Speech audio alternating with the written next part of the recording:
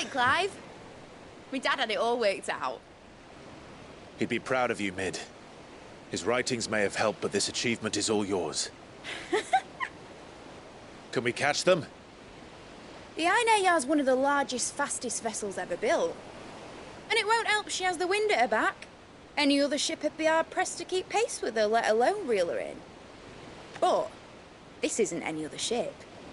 This is the Enterprise!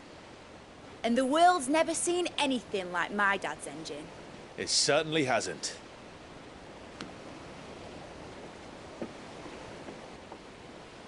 Clive, what do you know of Barnabas Tharm? Only what the bards sing. That he sailed to Ash from southern lands. That it was his mastery of the blade which won him the throne. And that his sword, Odin's sword, can sever the very threads of creation. But don't lose any sleep over a last tilt. We'll do what we must to survive. What we must. The light! I thought this cove was meant to be hidden.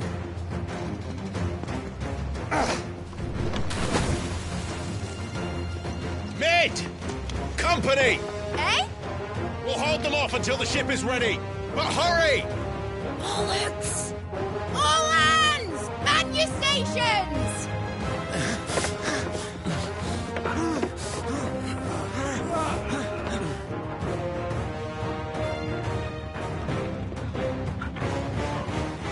Everyone with me?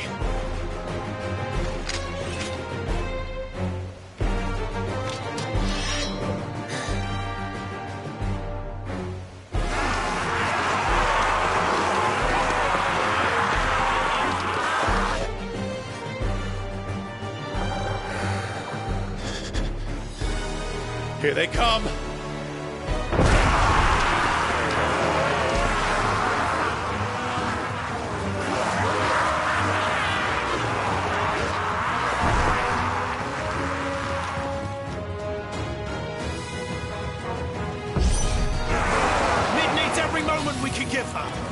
Behind me, Lord Rossfield. I'll take care of these fuckers. Behind you? I'll have you know Earthbreaker here once struck fear into the heart of every man in the Twins.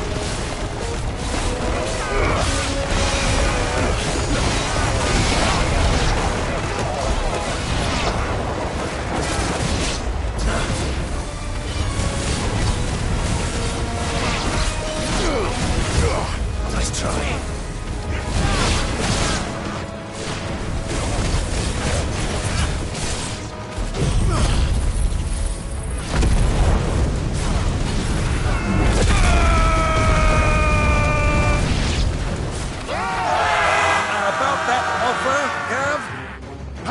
Mid?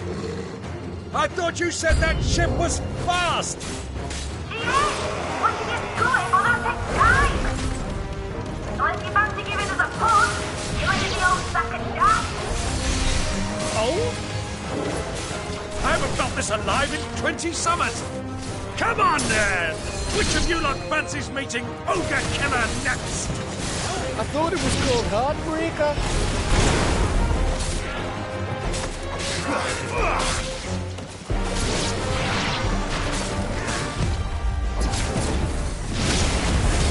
Sounds like the clappers you can. With Elsa Pay and outstanding bango in bed.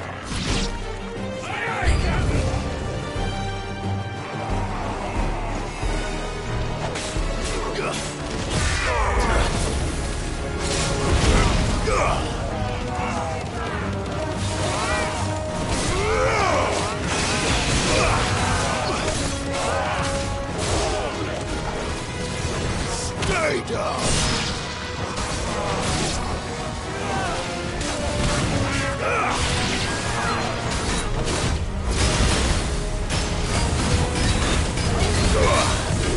Nice try.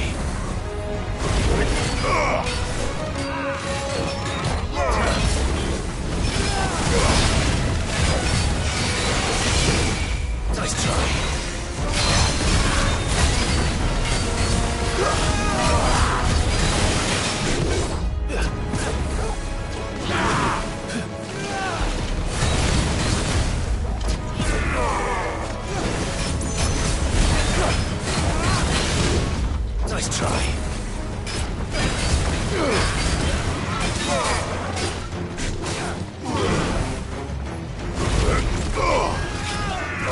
slow.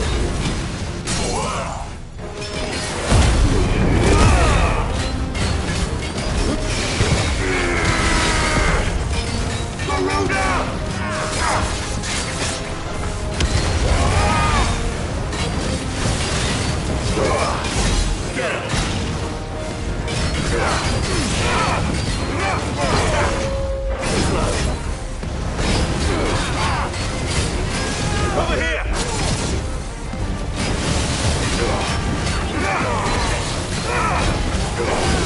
Too slow.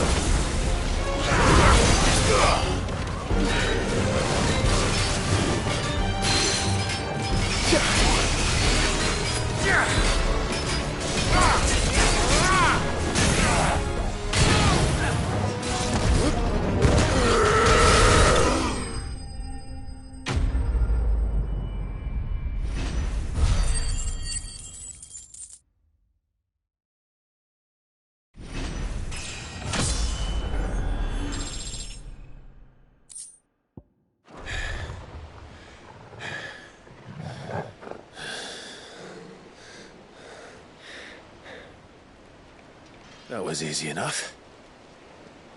All right, you lousy lot. Get your asses on board. She's ready to sail. You heard the captain.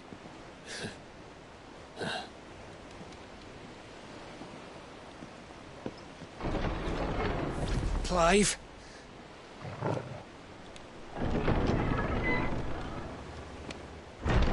But I thought he was... Confounded. Then it is as I feared. Sleipnir is no man, but a creation of Odin.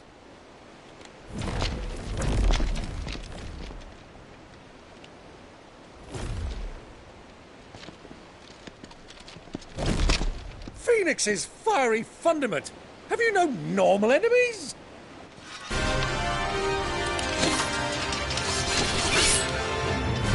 Up for another round? Of course we are.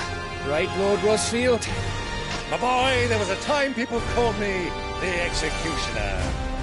Those are my efforts. No matter, heads will roll all the same. Mate! New plan! You leave! We follow! Follow? Swimming, are you? Oh, bugger me! Weigh anchor! Engine's dead slow ahead!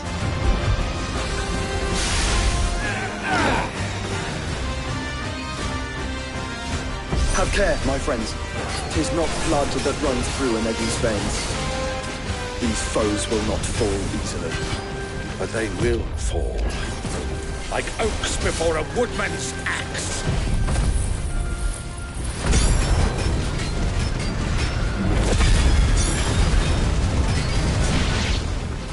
Good thing I brought one!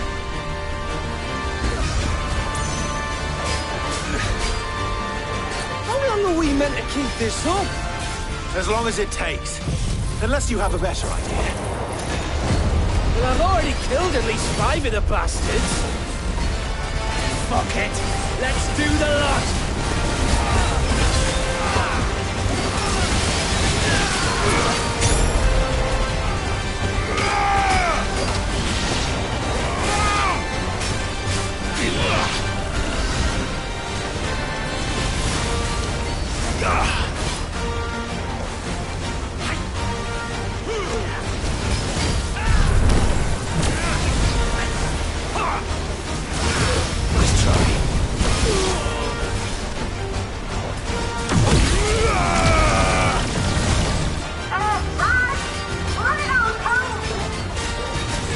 Should we make for the ship?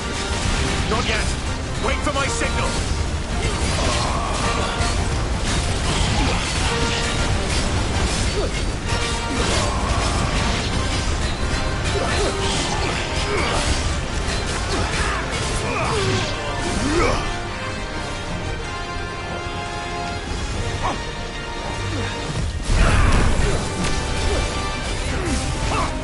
In your own time, Clive!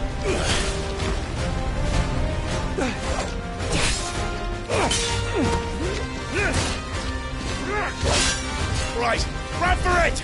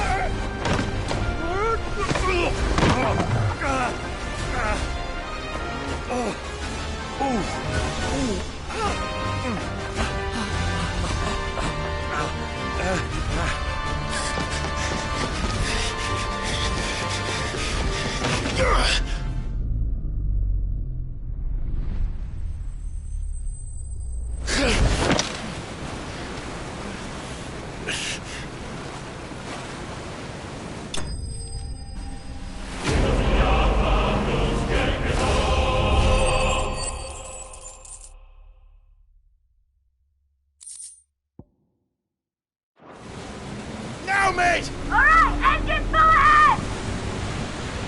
And hold on tight!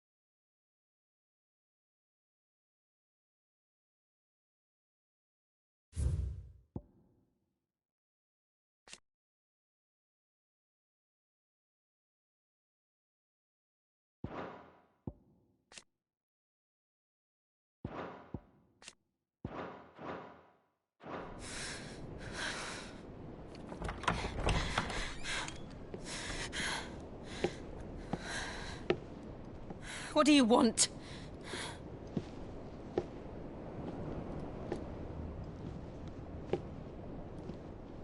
That's quite a mess you've made. And wholly unnecessary. You are my offering to Mythos.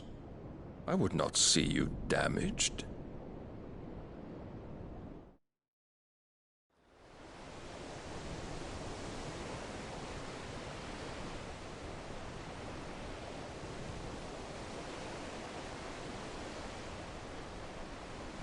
Now back to your stations! Every bell spent treading water puts another league between us and the galleon.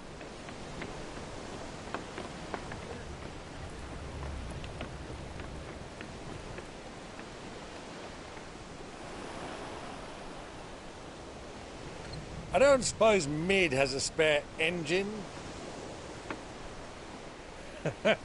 Since you rose from the grave, my fortunes have plummeted. Are you absolutely certain of this quest of yours, Clive? The foes you face are as terrible as they are numerous. Aye. And they'd have us live and die on their terms, which should answer your question. Ah! You have that same stubborn look as your father did when he set his mind to something. On the battlefield, I am but a single axe. A deadly one, mind, but a single one nonetheless. Yet what you require is 1,000, and I believe my old friend in Randalar can provide them.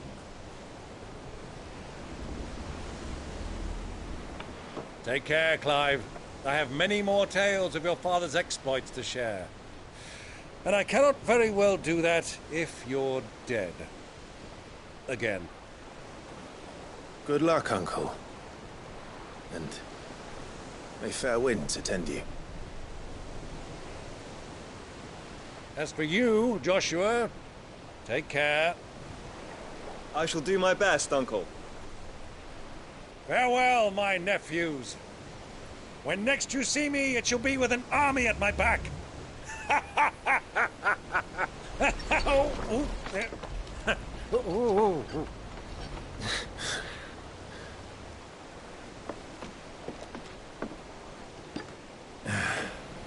Cheerio!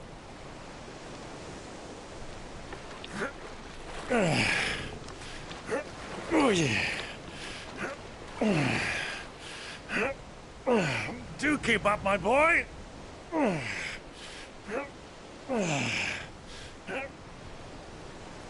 Well, you can't have him showing us up now, can we? We would never hear the end of it.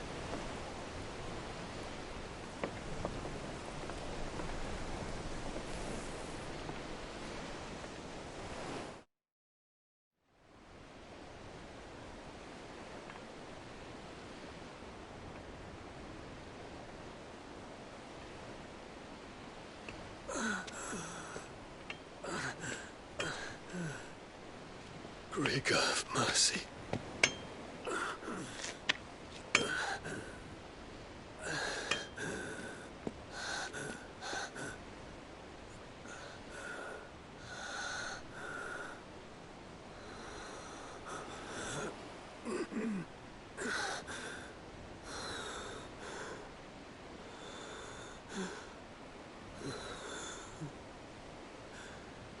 All this.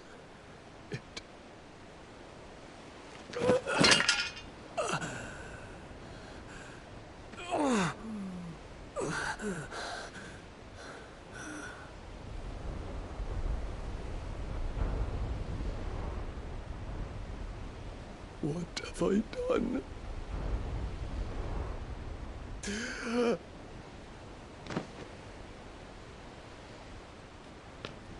My lord.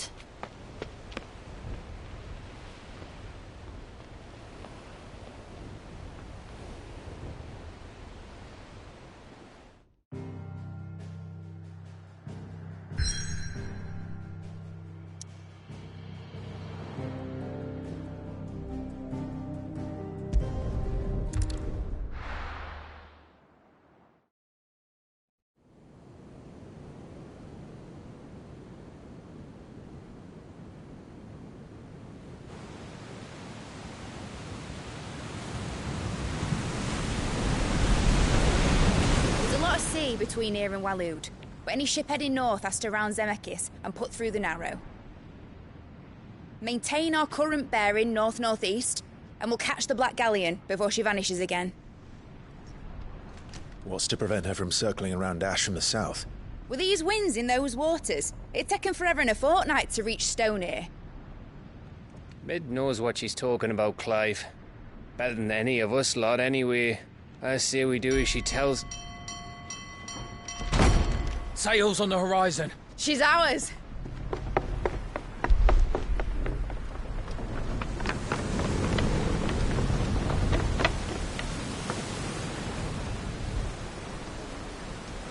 Look alive, boys! Full ahead! And keep those furnaces fed! Aye, aye! Do you feel that? Jill. All hands! Battle stations!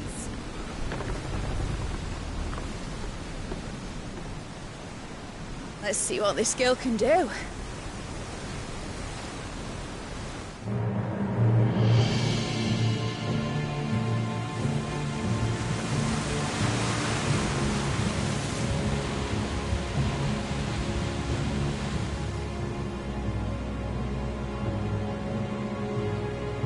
Where one leads, so does the other follow. The bond of consciousness which joins them condemning both to the same fate.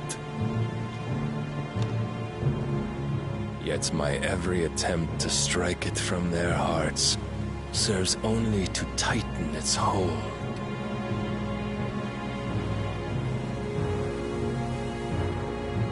Fascinating.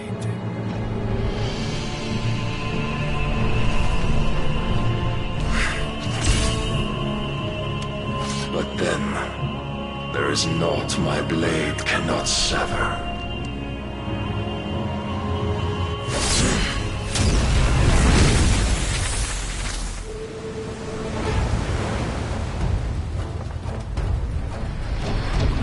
Great Grigor's gash!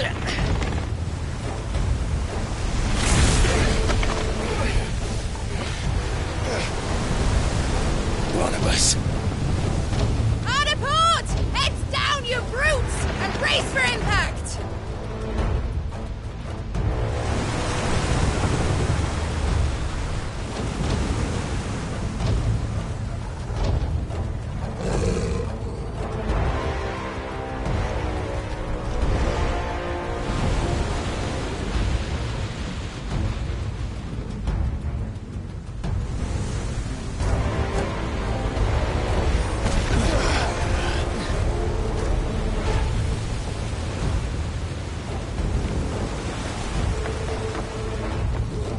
It's now or never. I'll find her.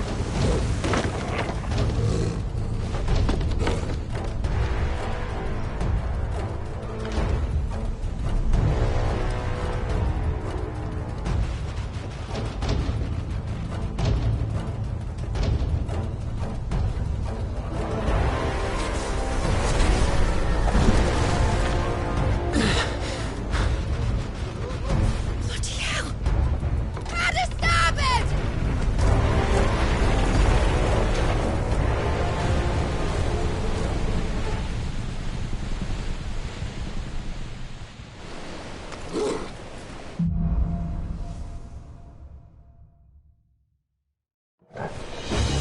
Where did you hide her, Barnabas?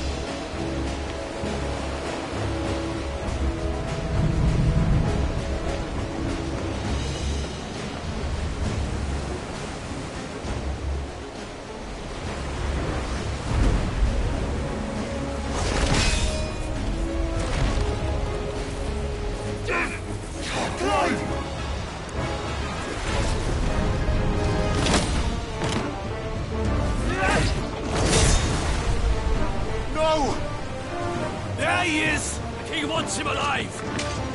Hold on. I'm coming. For both of you. Extra seconds!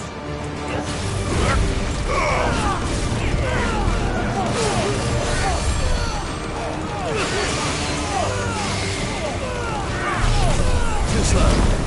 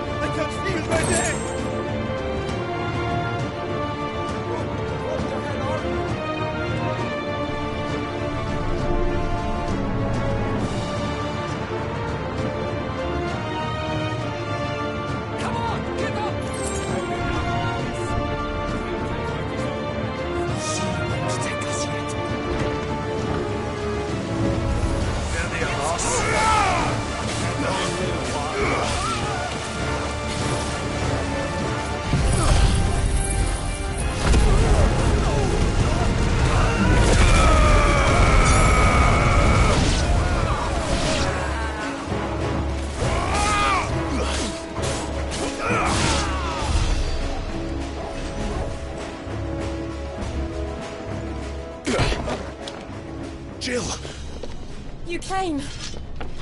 Get back!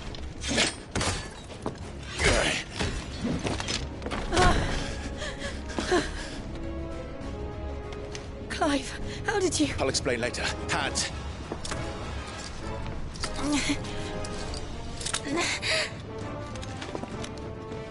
Can you walk? Out of here I can.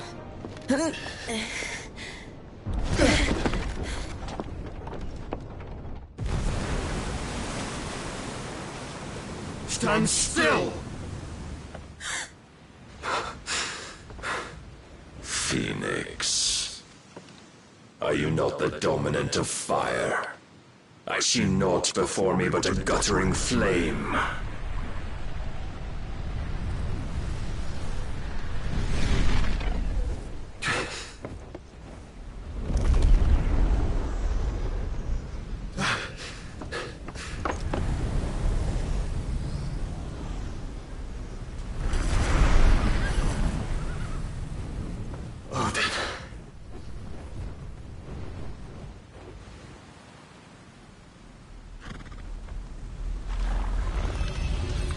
In earnest, then.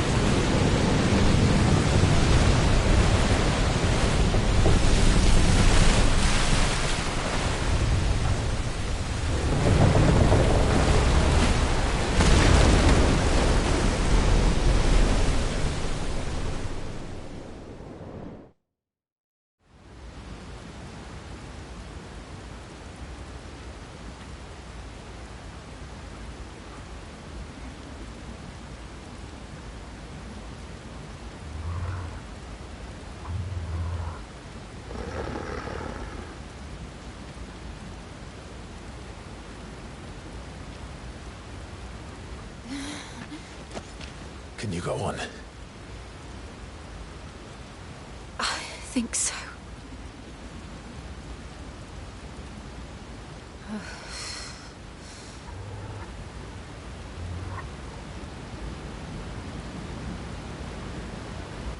But to where?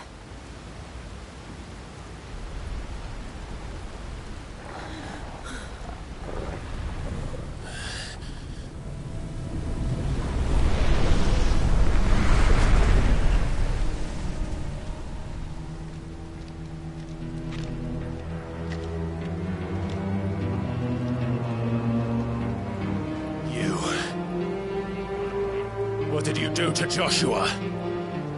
The Phoenix? Oh, I expect he will survive. This consciousness in which you coil your feeble souls is grown thick with desperation. And thus has my master turned to my blade.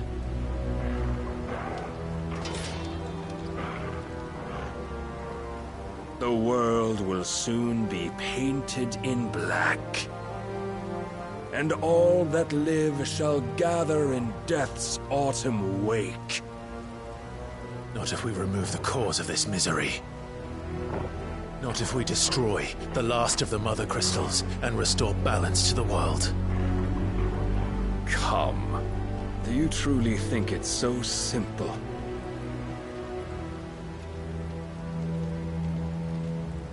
The Blight is inevitable. Not even the Almighty might stop its endless march.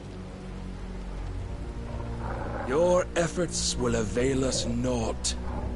Naught, that is, but suffering. You must embrace the truth, Mythos. Accept your place with the Lord. Keep it. As long as there's a chance, there's a choice. Ever led astray by your blind resolve.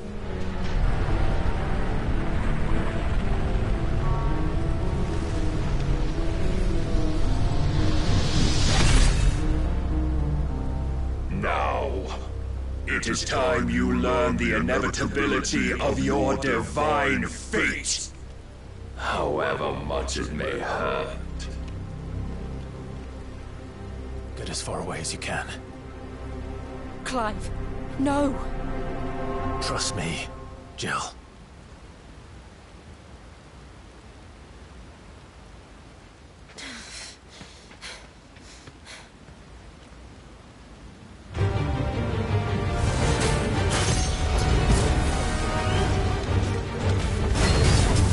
We don't have to do this. Oh, but we do. If only to remind you of your duty.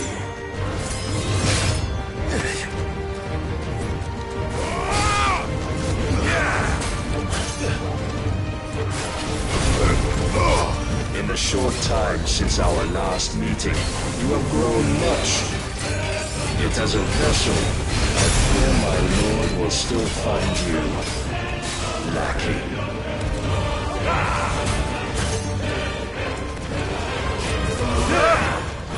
Nice try. Rise, Mythos. All this fire and fury. And for what? Stopping the blight.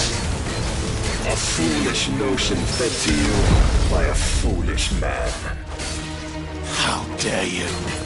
You know naught of this world nor of our place in it. If our fates were so easily rewritten, we would all be gods.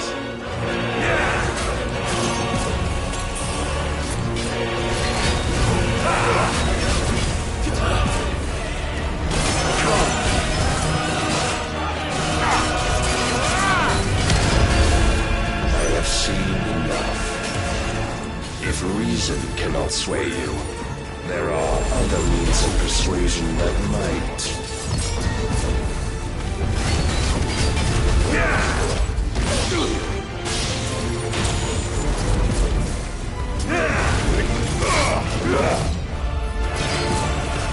Defend yourself.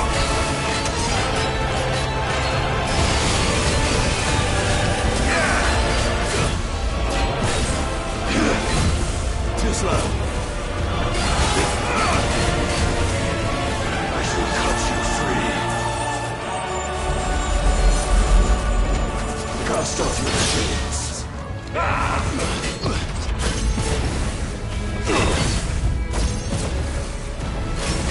Raise your guard.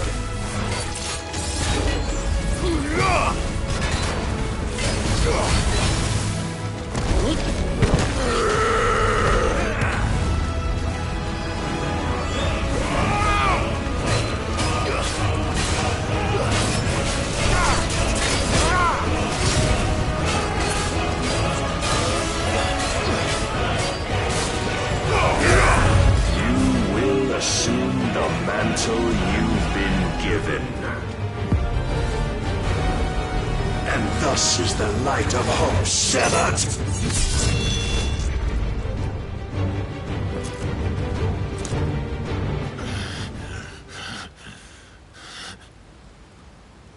You would yield so soon. Never. Clive!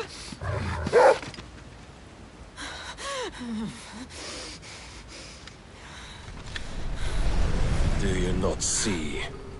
Your iron will weighs you down, dragging you ever further from your purpose. And what is my purpose? Mythos. Who are we? What are the dominants? The breath of the Creator still warm on our lips. We carry his light that we might guide the masses in his name. We are but mighty acts of God. We are more than that. You would be nothing without what he has granted you. The power we wield is his, and yet every time we draw upon it, it wears away at our very being. It breaks us. It unmakes us, that its immaculate aspect might reveal itself. The icon. It is too much for even his chosen few. Apart from you, Mythos. You wield the might of many, yet your body does not answer for its avarice. What are you saying? What I am saying is that we dominants are a means to an end. We were created for you, that you might drink deep of our strength and thereby fulfill your divine purpose. Which is? To feed.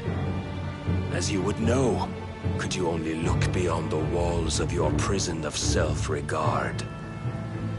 As long as you choose to ignore this, you shall never penetrate my defenses. Still, you may take solace in the fact that you are not alone in your plight. The chains of volition shackle all of mankind, but there is yet cause to rejoice. For the Lord, in his mercy, has taken pity on his flawed creations, and shall see them restored to their proper forms. And what exactly would that be? Why, loyal servants to God. No.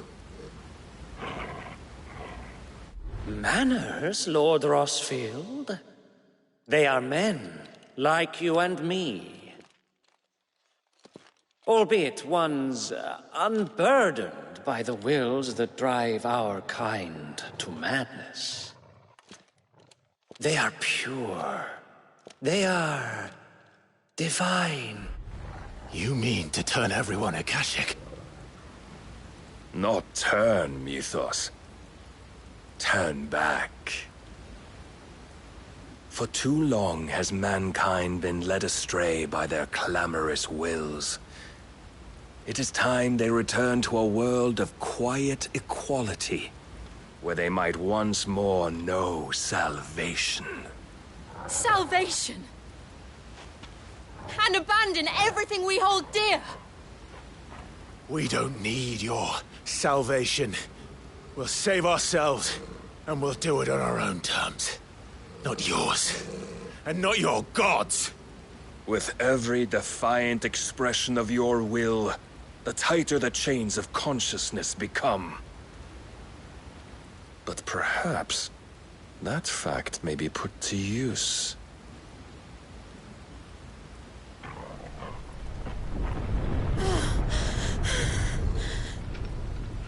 Clive! The faster it binds you to the remaining dominance, the stronger your hunger will become. Until it leads you back to the only answer there ever was. Mayhap not by the path my master intended, but back all the same.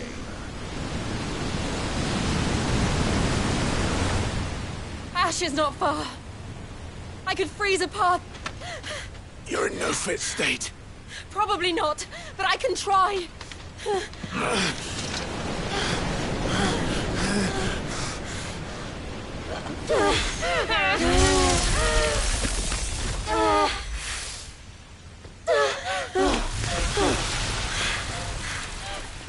Don't look back!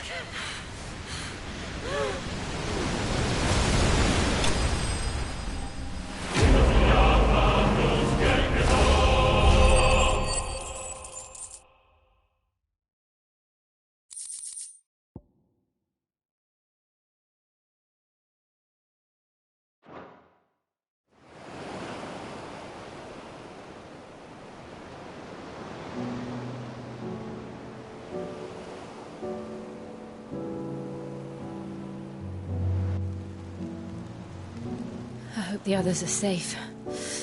The Enterprise was clear of the gap when we fell. They made it, Jill. And they will have seen the ice, where it led. We need only wait till dawn.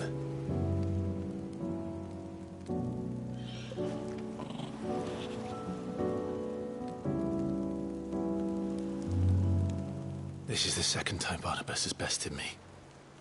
I'm powerless against him.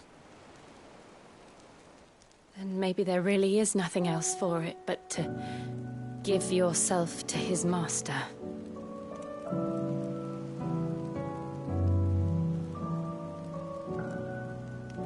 Only you won't do that. The Clive I know would never do that.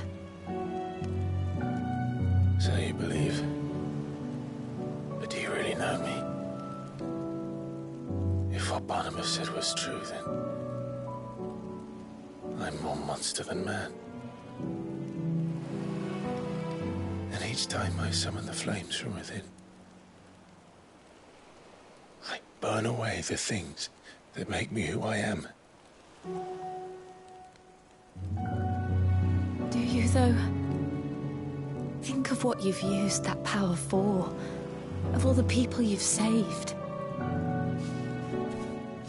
It doesn't matter how or by whom it was granted, only how you choose to use it. And you've chosen to use it for good, haven't you? I've also used it to kill. What if that's my purpose? What if it's all I'm good for?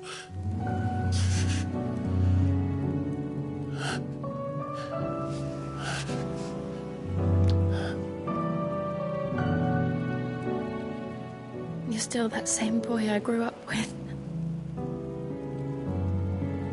Always so eager to save everyone around you, and yet always so alone. Because you failed to realize the one thing that needed saving most of all. You, Clive. You. You never once took the time to save yourself.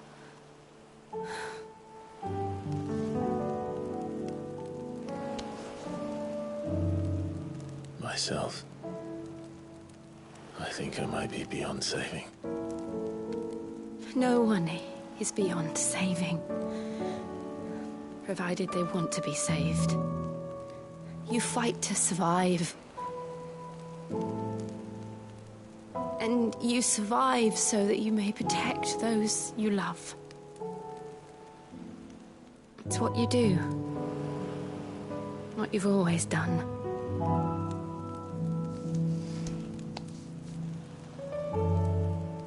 And I know you're not about to change. So I'm going to help you. To give you what you need to protect us all.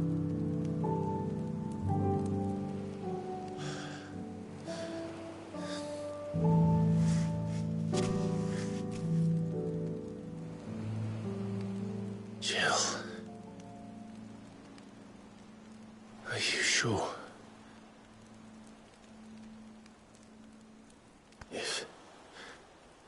If this is what you want, then...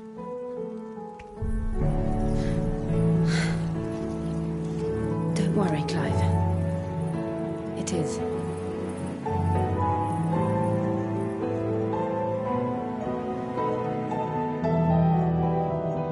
This burden, I'll give you the strength to bear it alone. But I'm not alone. These burdens I carry, my sins, my pain, my sorrow, I see now that they are all a part of me.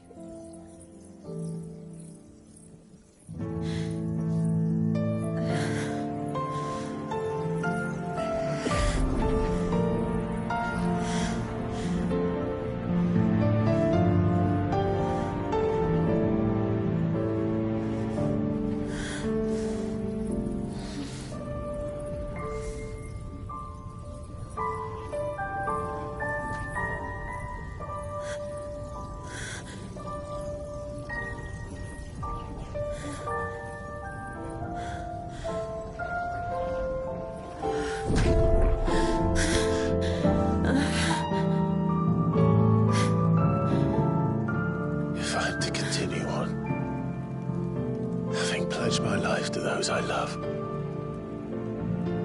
And I will gladly bear your burdens too, until my last breath. Clive.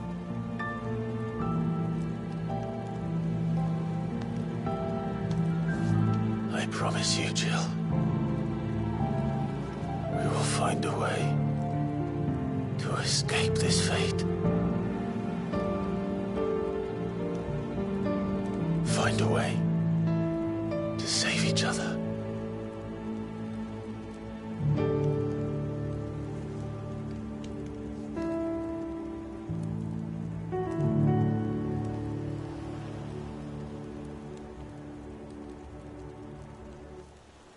That we might one day look upon the moon again, together.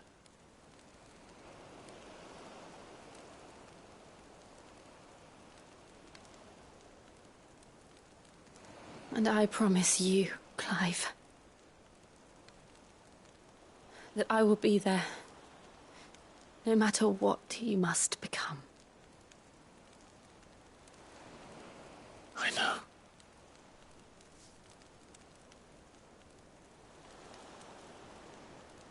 I never thought a smile could bring me so much joy.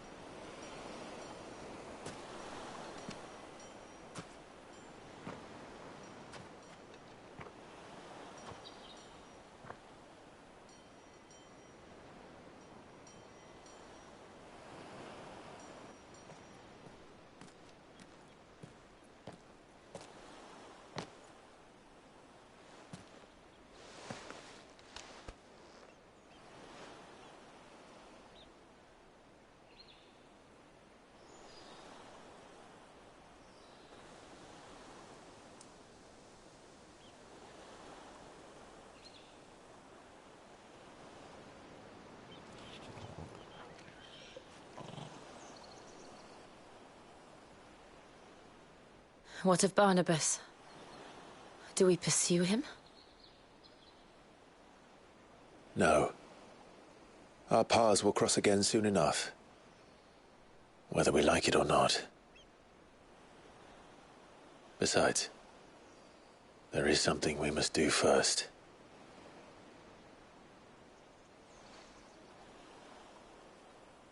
Of course. Drake's spine. The last Mother Crystal. The Einherjar is at the bottom of the sea. Waloed won't dare move on Storm without her. But they know we're coming now. We'll need a plan. And a damn good one at that. Then let's go home and find one. Ash will have to wait.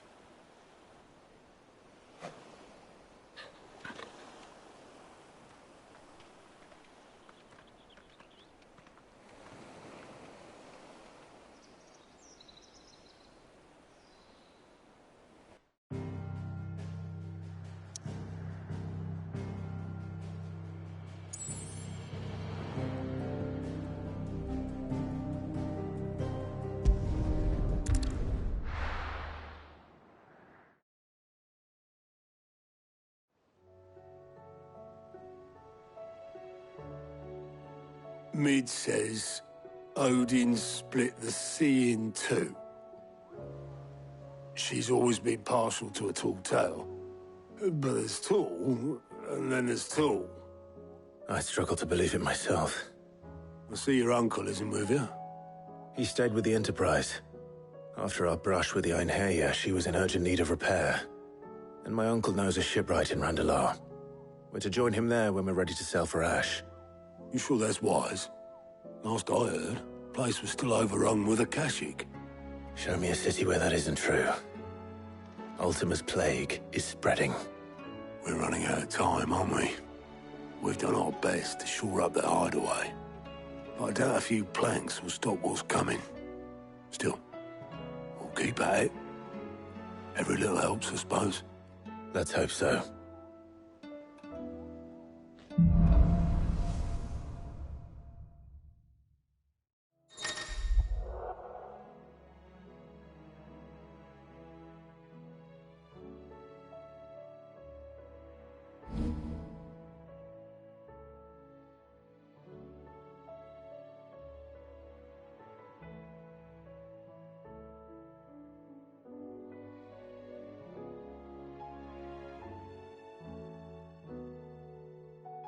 I should visit Joshua, assuming Talia will allow it.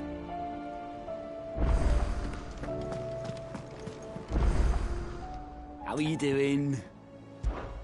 Anything catch your eye? Seen enough?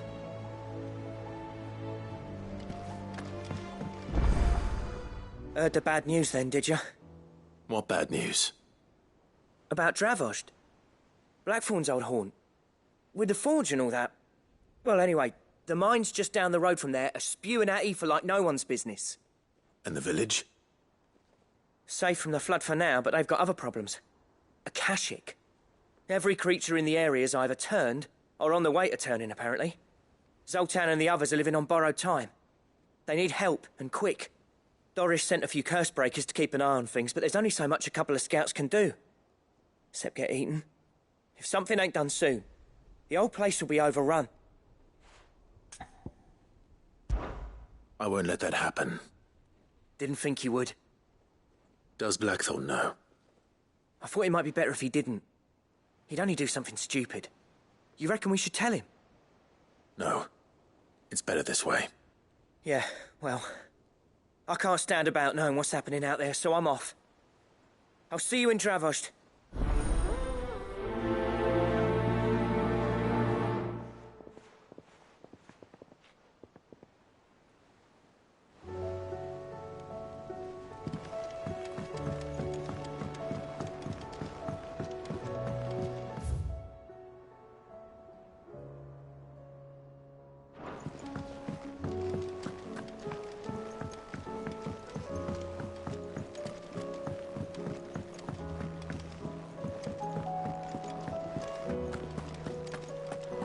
Don't tell me we've run out of Papio nuts and all.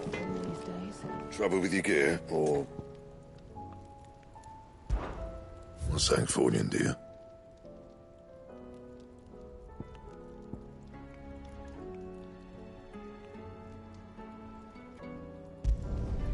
Not bad, if I do say so myself.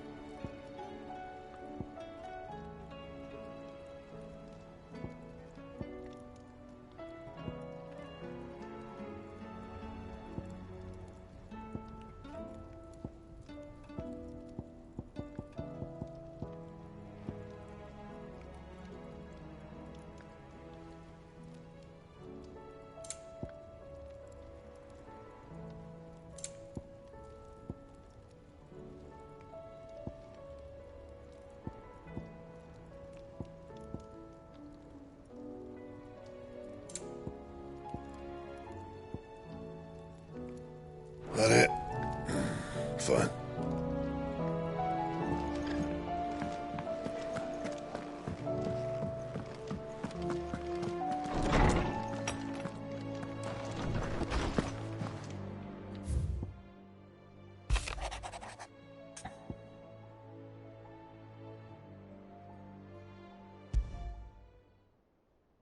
There's no way of knowing if Doris will confide in me. But I can speak to her at least.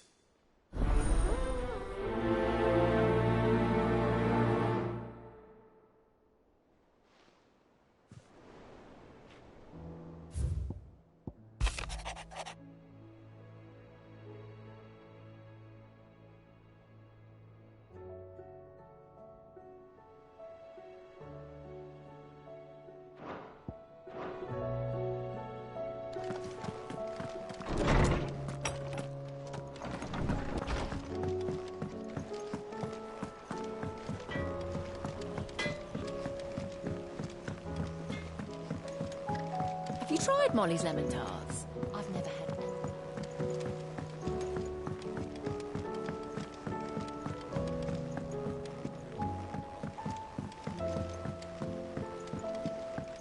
Canva lost. It can't be true. Miss, can we read Miss Editor's story for a lesson today?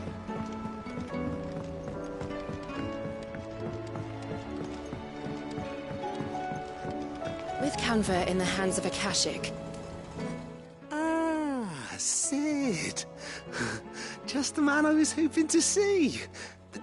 Did you have a mo? Don't tell me. You need more bomb ash. Oh no, we still got plenty of that left. I'm working on bringing another one of the Chief's designs to life. This time, it's a new smelter.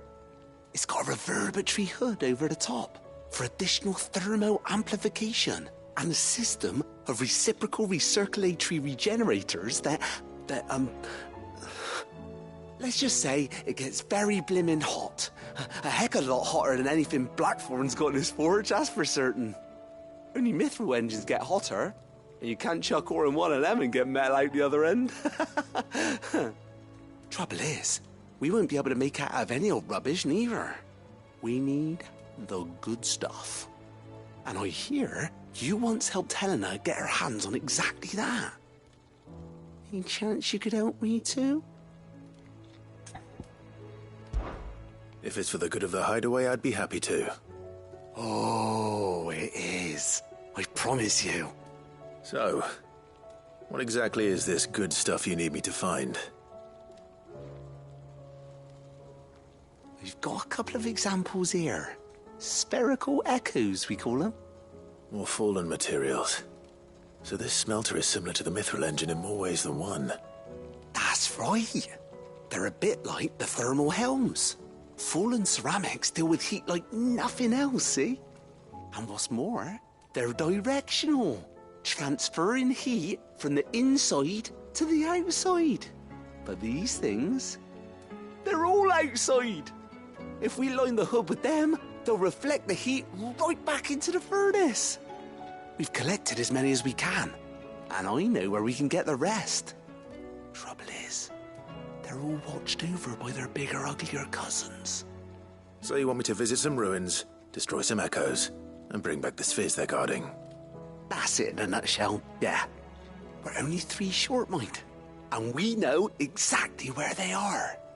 There's one up Amber Way, in that ruin that they call Lost Plume, and another in the Silent South, over in Dalmekia. Last one is in the ruins of Advent, which is in the Empire. All right then. Wish me luck. It'll do. I'll be keeping all my fingers and toes crossed.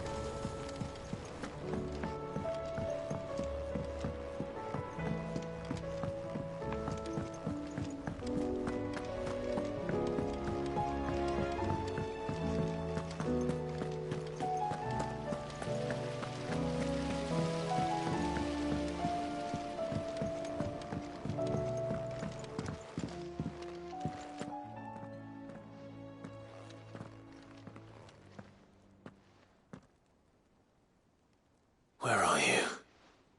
Can I help you, Sid? I'm looking for Doris. Is she here? I'm afraid not. She's at Martha's Rest on a job. My job, actually. When she heard what the mission was, she insisted on going herself. Alone. Did she? What was the mission? Following up on some new information. Once they'd settled in, the bearers you helped liberate in the Dragon's Eyrie were keen to talk about their imprisonment. And about their captor. The slaver Cole's team were tracking when they were attacked by the Beastmen. I'll go and find her. She's at Martha's Rest, you say? If she's not moved on already, yes. I hope everything's all right. Why would Doris insist on going alone? Maybe Cole was right to be worried.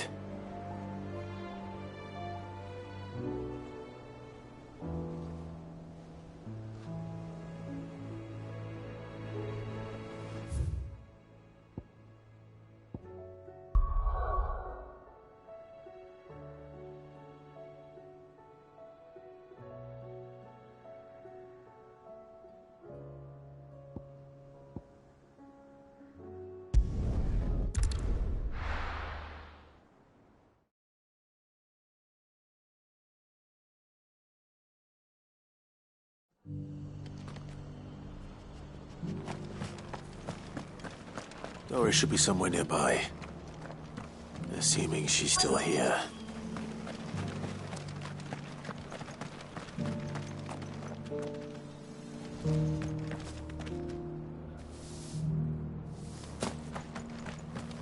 It doesn't still hurt, does it? It's been a pleasure, Doris. Just like old times. I'll give your offer some thought, my lady. How goes the investigation? Sid, what brings you to Martha's Rest? You. I heard you were out here on your own, tracking our slaver. I trust you're being careful. Of course. And it had to be me. The bearers from the Dragon's Eyrie confirmed a long-held suspicion of mine that the slaver we've been tracking is an old acquaintance. She's no fool. If we'd come in force, she would have spotted us straight away, and then vanished without a trace. That was her just now, wasn't it? So, was it a fruitful reunion? I'd say so. She tried to recruit me. Seems her time in Rosaria is coming to an end. She's abducted bearers from across the region and is looking to smuggle them back into Sambrec. After her brush with those beastmen on the road to Northreach, she hired herself an Imperial escort, which she wants me to join. She's dangerous, Sid, but I think I can stop her. Then I'm going with you. I'll take care of the escort. You can see the bearers to safety. Where are they? The Baum Archers, soon to break camp. You go on ahead. I'll follow once I've sent word back to the hideaway.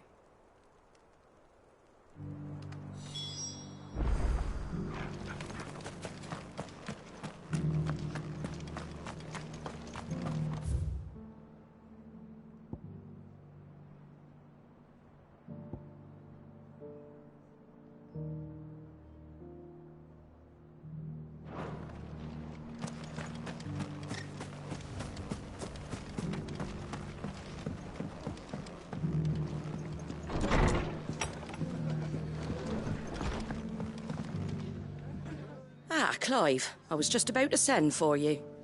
I'd like you to take something to Sir Wade up in Eastpool. Seeds for planting. Thought it was about time they started growing their own food. I'll keep providing them with whatever they need in the meantime, of course. But if Eastpool's going to survive, it's got to be able to fend for itself. As have those poor bearers. They've lived their whole lives in servitude, but now they're their own masters. Small wonder they ain't got the foggiest how to provide for themselves. So it's up to us to teach them. And if you're wondering why you, well, the Wagoneers taking supplies up that way have been coming back with more and more reports of Akashic around the village of late. Sir Wade's putting a brave face on it, but I think even he's starting to worry. And if he's likely to share those concerns with anyone, it's you. All right. Thanks. Wouldn't ask if I didn't have to. There. That should be enough to keep him in Gazal Greens for a few years at least. Gazal Greens? Not the most mouth-watering crop, I'll admit. But they're hardy, they grow fast, and they fill a hole. Better that than something that'll wither away at first frost. And chocobos love 'em too, which is no small thing. When I say all of us need to pull together to get Eastpool back on its feet, I mean all of us. They ain't exactly succulent, but cook 'em right and they're just about bearable. I'll take your word for it. Anyway, Sir Wade'll know what to do with them. And if he don't, well, I'll go up there and show him myself. I'm sure you will.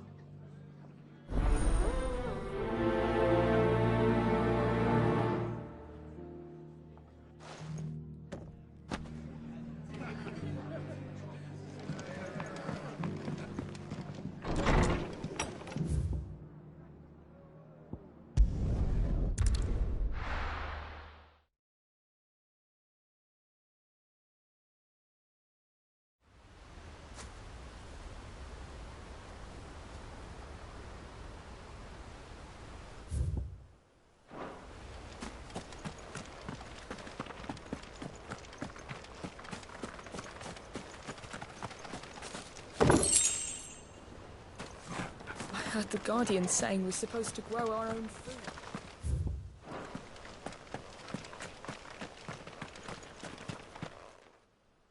Ah, Lord Rossfield. What brings you to Eastpool? A delivery from Martha.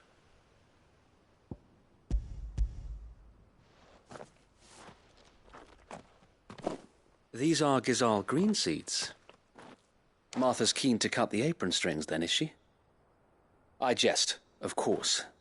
You see, I had thought we might be able to revive the old wheat fields, but they'd long since gone to seed, only without the seeds.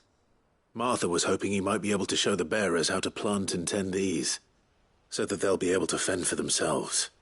That's not a bad idea. These bearers had only recently escaped their bonds before we brought them here. They know little of freedom, of providing for themselves and their loved ones.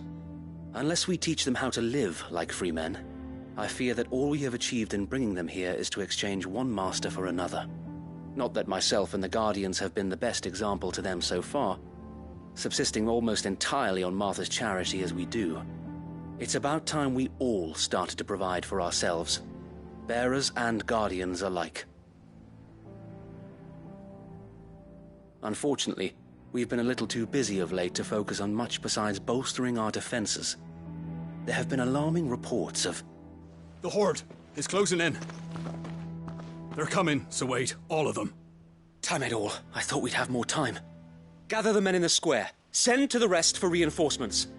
Yes, Sir Wade. The Horde.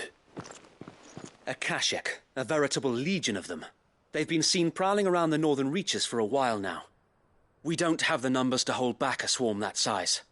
I had hoped to build a perimeter wall so that myself and the Guardians might be able to defend the village, but... Now you're out of time. Precisely. If reinforcements from the rest arrive before they do, we may just scrape through, but I fear that's rather an enormous if. What if you could call on reinforcements from Eastpool? You mean the bearers? We brought them here so they might live, not die, fighting for their lives. So wait.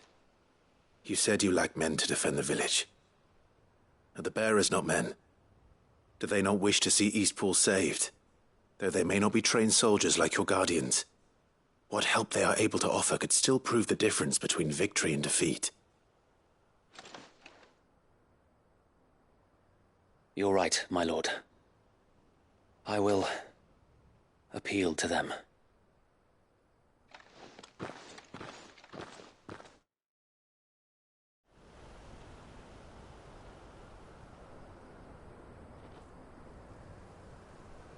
My friends, I humbly beg your aid. We Guardians are few and our enemies many. But I swear we can defeat them with you at our side. You would send us to the slaughter, to serve as bait for those fiends so that you and your men might be spared. And to think we trusted you. Say what you will, a home is not worth dying for. But it is worth fighting for. Sir Wade fights to give you lot a chance. Just like I do. Just like Sid does. We all wanted to give you a home where you could be free. And you got one, didn't you? This place, Eastpool. This is your village. Your home. And if you don't fight to protect what's yours, you'll lose it. You know I'm right. This world wants to take everything from you. Everything. Your homes, your freedom, your very lives. So then, are you going to stand by and let that happen to you? Are you going to accept fate like good little Bran did and die, having never stood up for yourselves? Or will you fight like free men and women?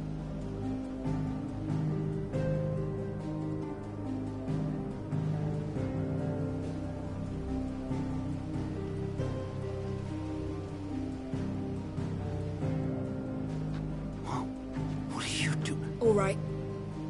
Give me a sword. I never dreamt I'd have a home of my own. And now that I have, I don't want to lose it. I will protect what's mine, or die trying. We all will. Free men and women, fighting together.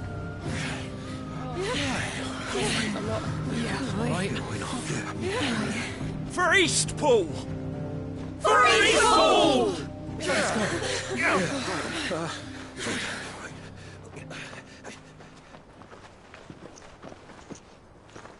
Thank you, Martha. Don't mention it. Just promise me one thing. That you'll show them how freeborn fight. Gladly.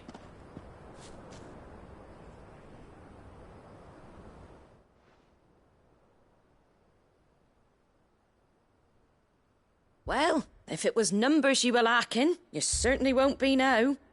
Thanks to you. Me? Oh, I just love the sound of my own voice.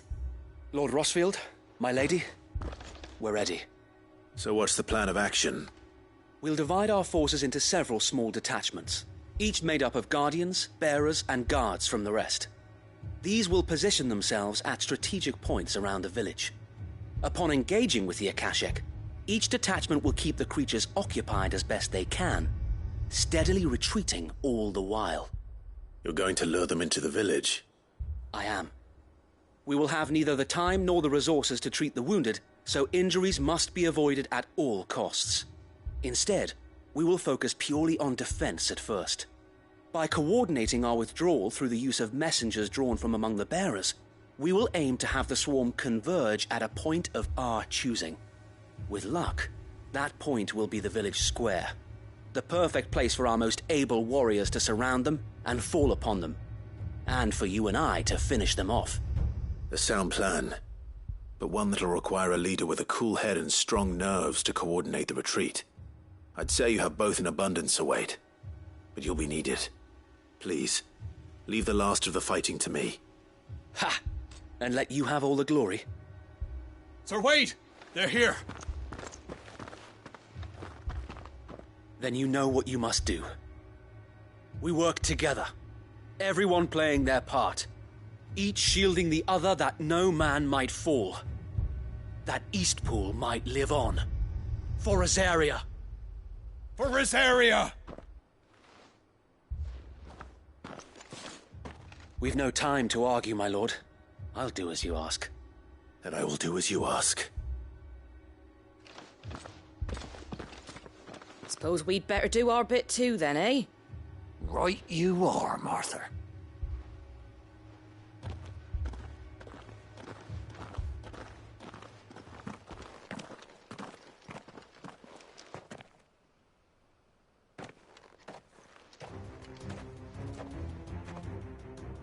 The calm before the storm.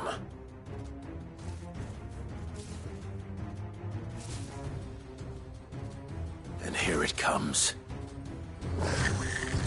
I will not let this village fall.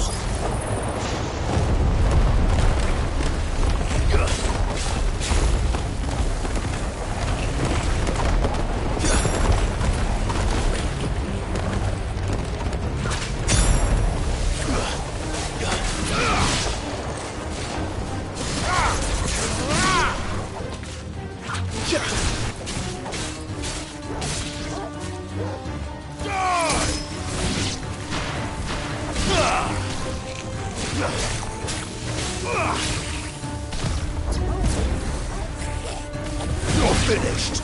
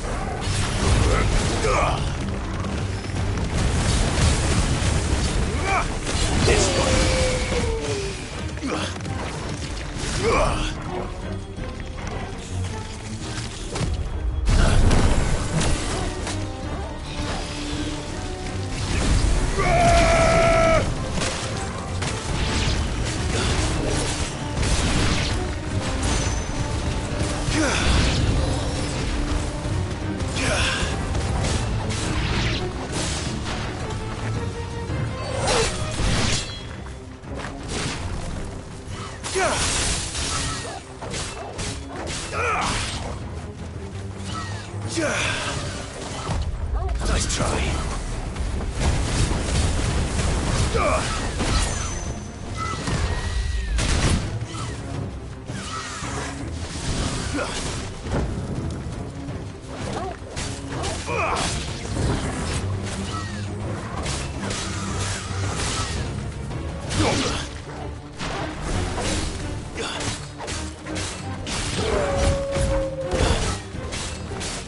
All yours, Torgal.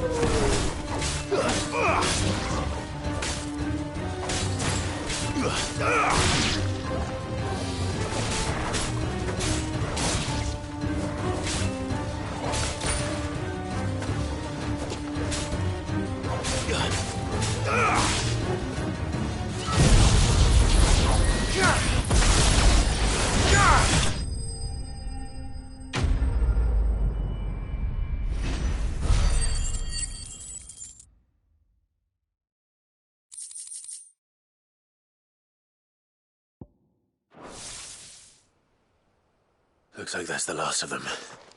Lord Rossfield! Change of plan! What is it? Owl from the rest. An Akashic Curl's been sighted on Rhiannon's ride and is headed in their direction. Well, the better half of her guard is here. So Wade, how many Akashic remain in East Pool? Hard to say. My men are still facing some resistance, but I think the worst is behind us. I could order a detachment or two to fall back and... No. Let them finish the job. You stay here too, Sir Wade. Your men need you. I'll go after the Curl. Join me only when East Pool is won. If you're sure, my lord. May the Founder protect you.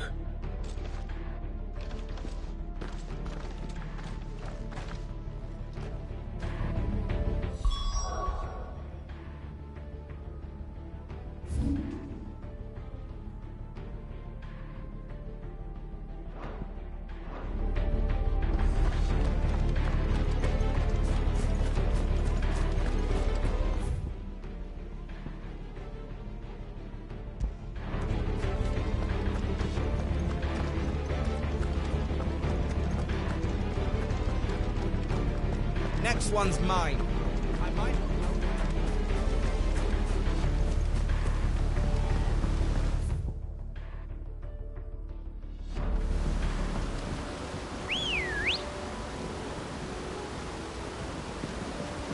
Good girl. Yeah!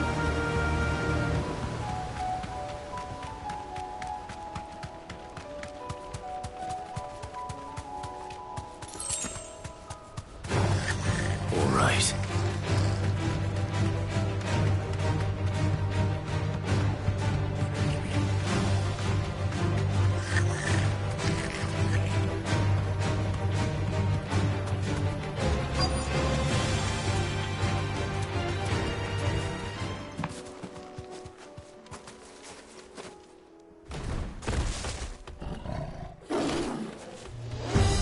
There it is.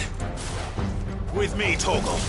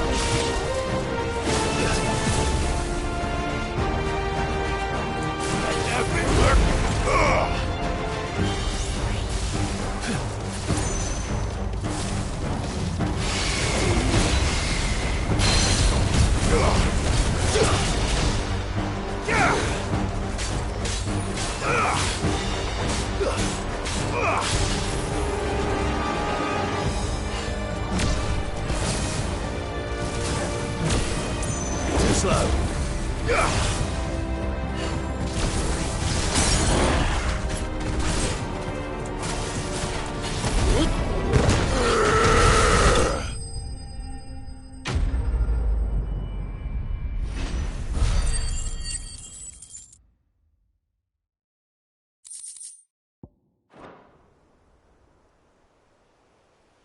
All right. Back to Eastpool.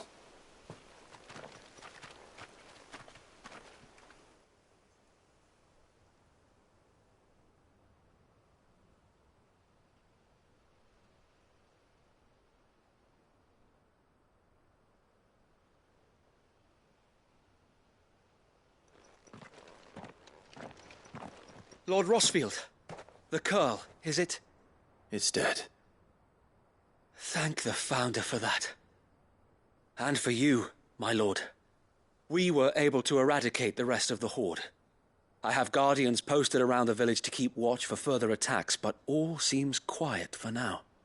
I hesitate to say it, but I think it might be over. I think it might.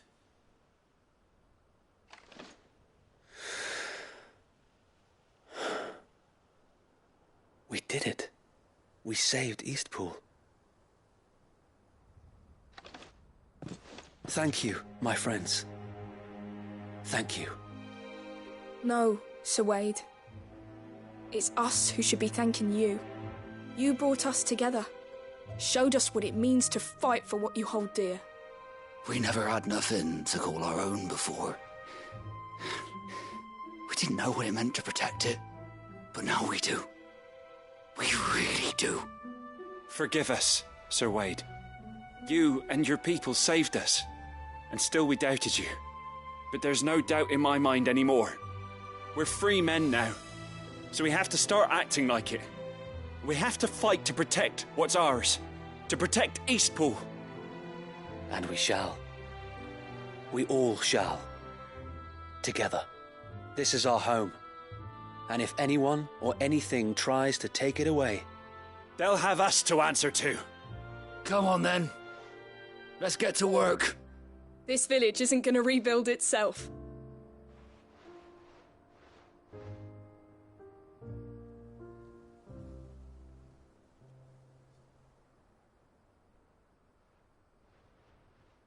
They're not slaves anymore. no. They're Rosarians. Your father took pity on the bearer's plight, and I believe if he was still with us today, this is what he would have wanted. I believe you might be right. I shall remain here, my lord, and do what I can to help rebuild the village. After all, this is my home now too, and I could hardly call myself an Eastpoolian if I didn't pull my weight. I think you'll find it's Eastpudlian, Sir Wade. But you should be proud all the same. I'll have to pull my weight too. Can't have the rest getting outclassed. Speaking of which, I ought to be getting back. Can we continue to count on your support, Martha? Of course, and I'll be counting on yours too. Us Rosarians have got to stick together, haven't we? Indeed we have. And Clive, come by the Golden Stables when you get the chance. I ain't paid you for delivering them seeds yet. All right. I will.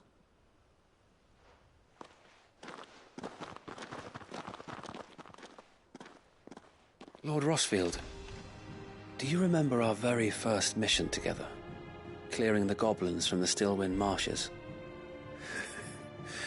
How could I forget?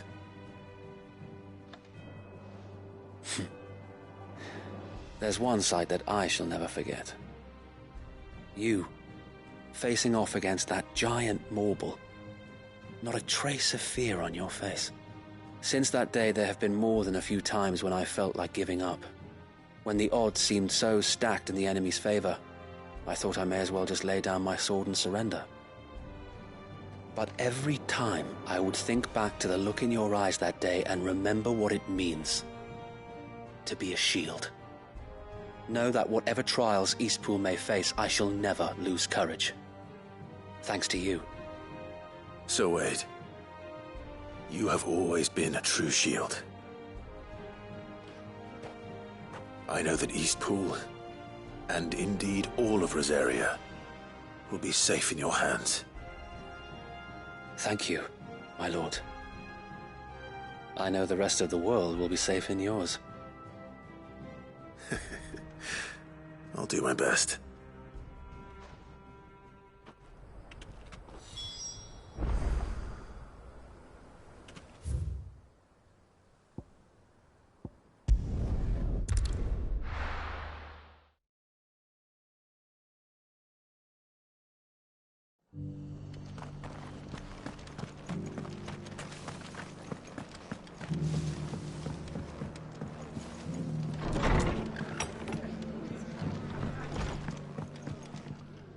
The hero returns. It's lucky you came by when you did, eh? Not only did my seeds get delivered, but you went and saved Eastpool and all. I just did what I could. And it's only right that you get rewarded for it. Take it before I change my mind. Thank you, Martha. So, Eastpool's finally back on its feet again. And a home to free bearers. Who'd have thought we'd see the day, eh? Well, it was your idea. I know that, but I never stopped to think what it would mean. Bearers in charge of themselves, thinking for themselves, working for themselves. Like your hideaway, but not even hidden away. Though I suppose the rest ain't much different nowadays. You know, bearers living free like that reminds me of when I first met Sid. Loath as I am to recall that particular day. I take it you didn't always see eye to eye. What happened?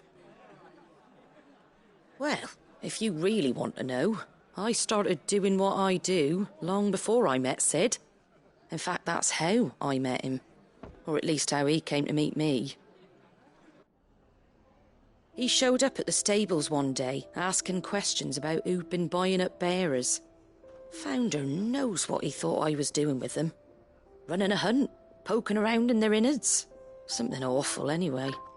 Me, I thought he was a new constable. Thought the game was up. But somehow we both managed to work out what each other was about.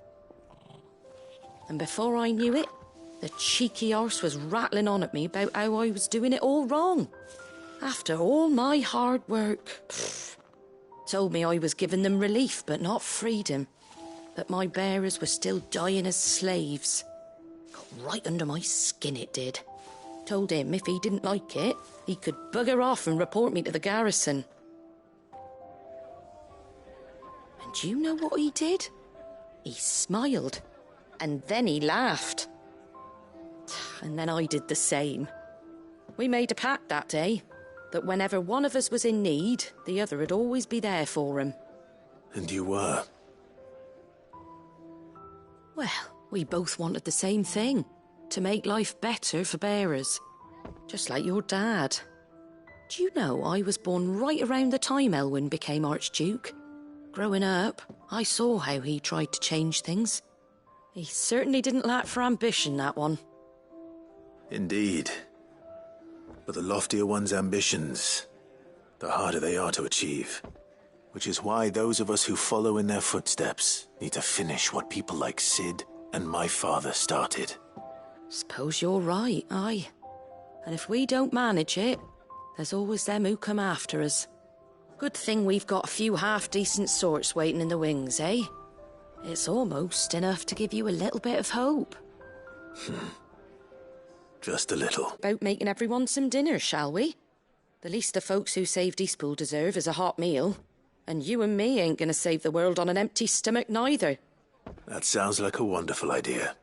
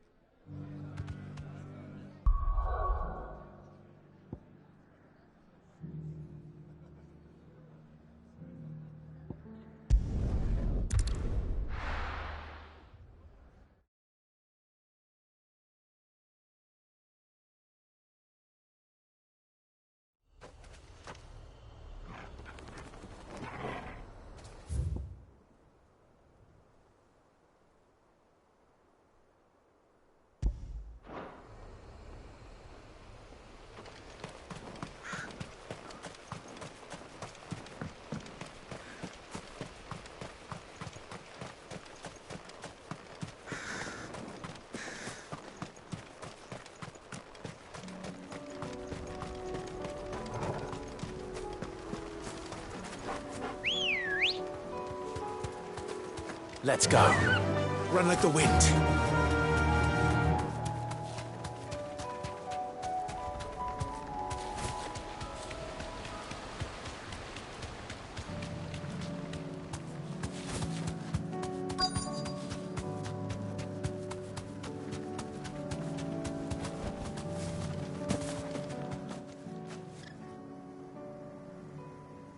Good. They haven't broken camp yet. How did Doris come to know a slaver, I wonder?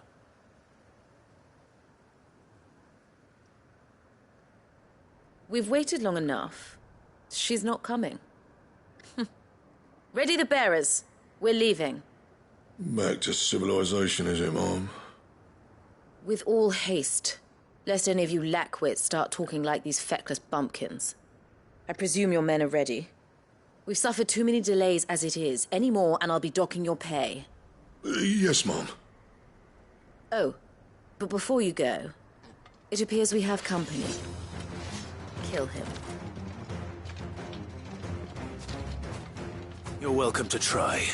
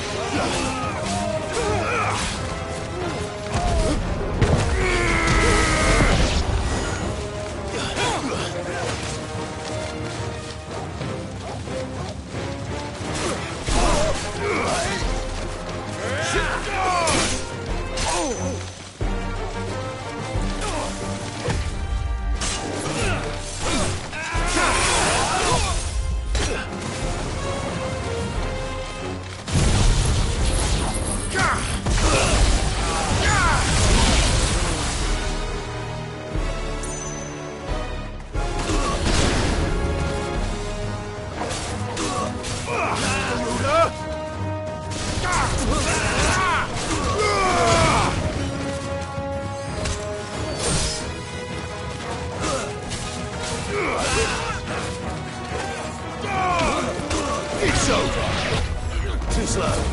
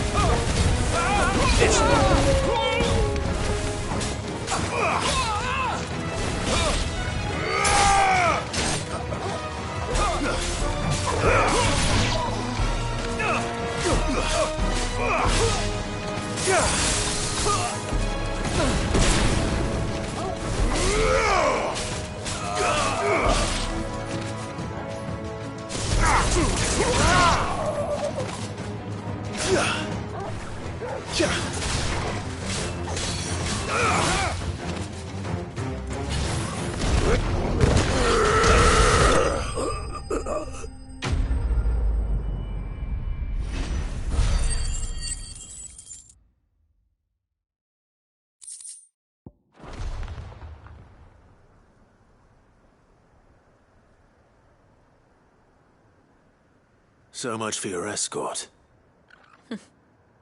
You'll forgive me for not avenging my men. I'm not the swordswoman I used to be. I surrender. Do with me as you wish, Sid the Outlaw. Sid! Ah, Doris. I take it you're not here to rescue me from our brooding renegade? You know, I always wondered where you'd vanished to. But casting your lot with this criminal of all people. Better fighting for a cause than killing for coin. I'm sorry, Sid. I should have told you sooner. This woman, my former master, once trained bearer children to be weapons in service of the highest bidder. She raised me like a daughter. And I did terrible things to earn her favor. It wasn't all terrible, surely. We had our fun, too. You were always so eager to learn, and had such clever hands. All my other children took either to the blade or to the books.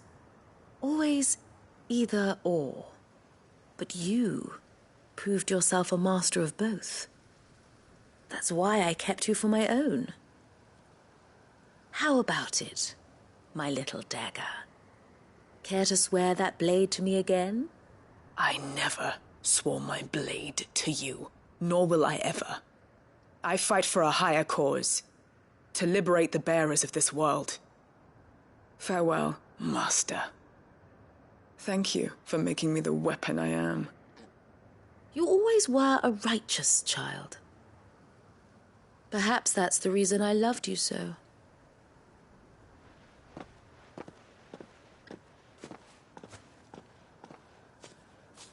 What do you want to do with her? I am not the killer she wanted me to be. Not anymore. And she no longer has friends in high places. The Dame does, though. Her connections at the Imperial Court will see that justice is done. All right. If you're certain. I am. And thank you for everything. Now, I better let these bearers know that they're safe.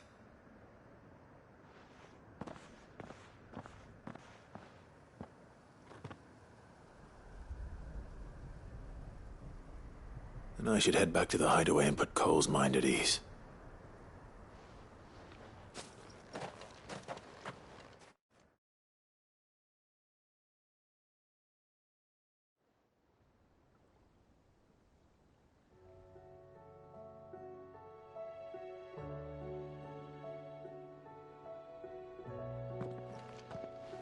Welcome back, Sid.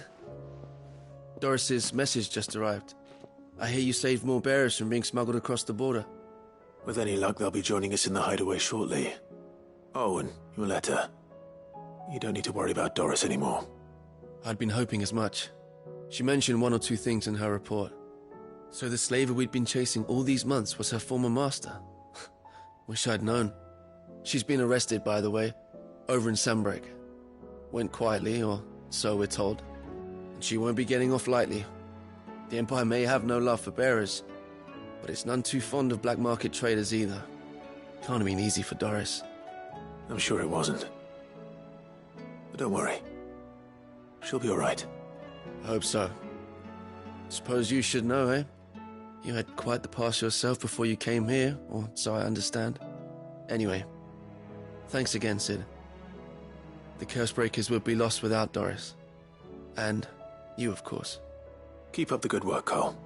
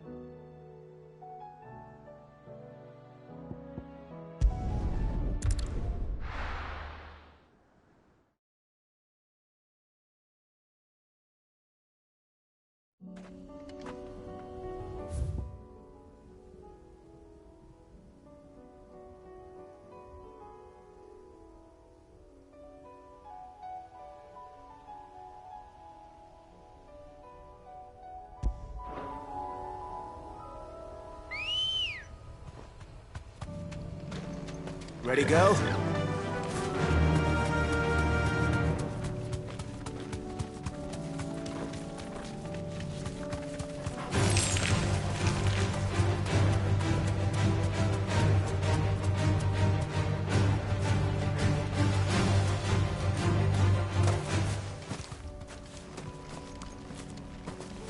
The people of Armor might not have been the friendliest sorts. They didn't deserve this. Not that the Aether cares. It springs up wherever it likes. Nowadays, that seems to be all over. Mind how you go, Sid. There's a Kashik about.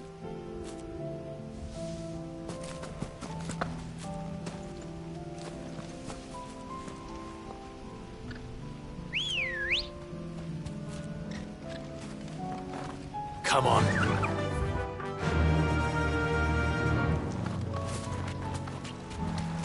Damn it.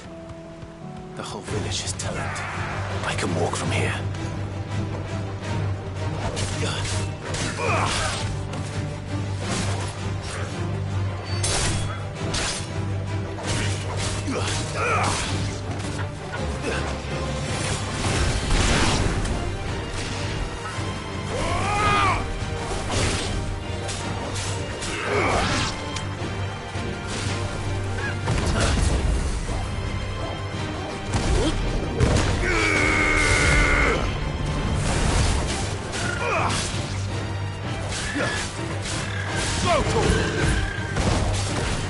You're finished!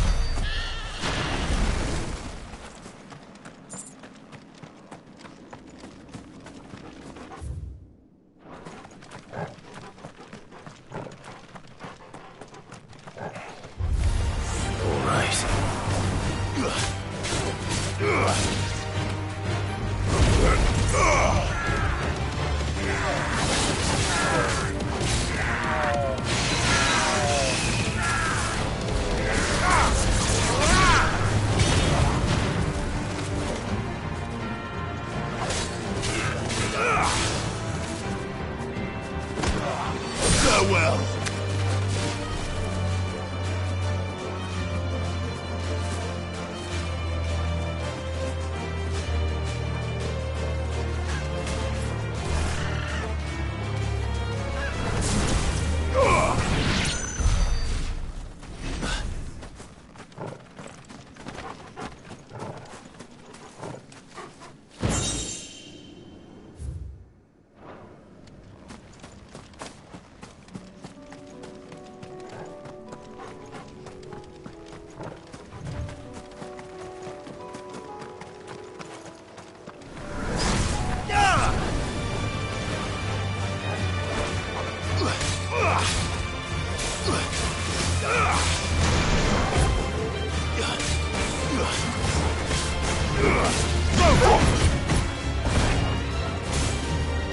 Nice try.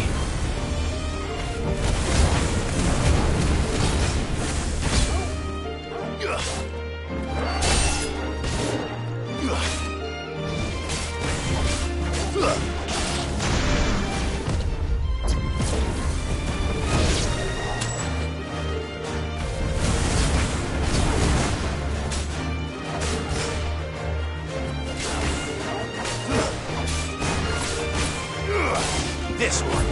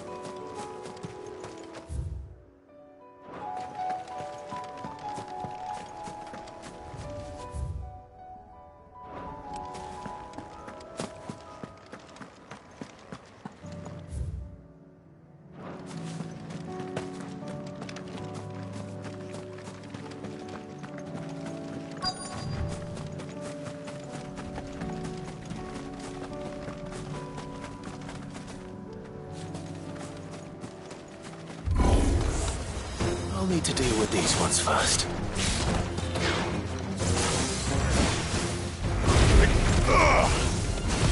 Too slow.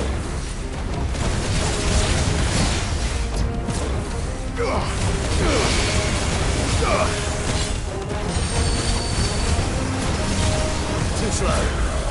Nice try.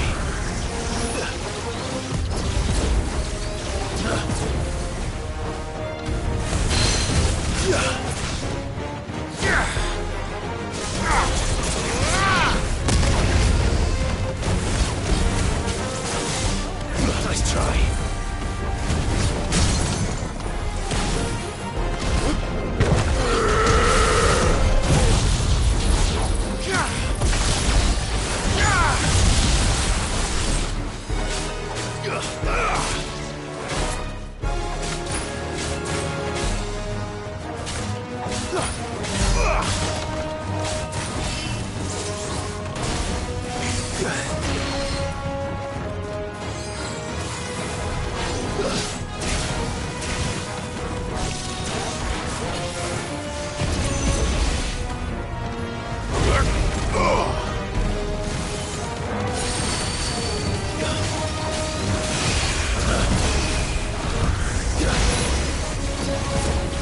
Nice try.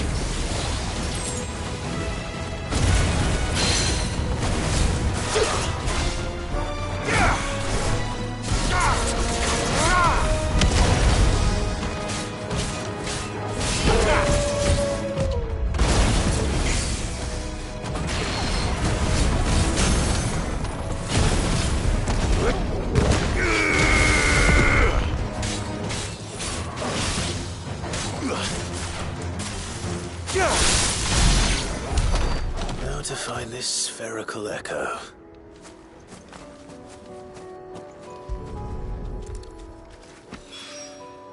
This is it. Right then. Just two more to find.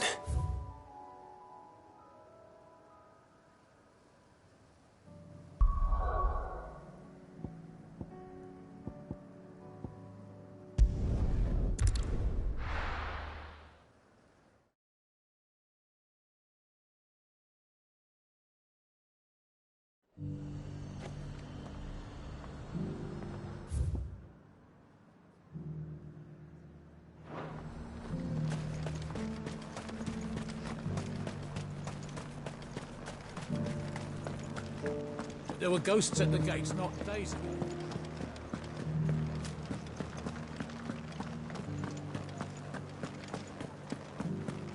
Those things I said before.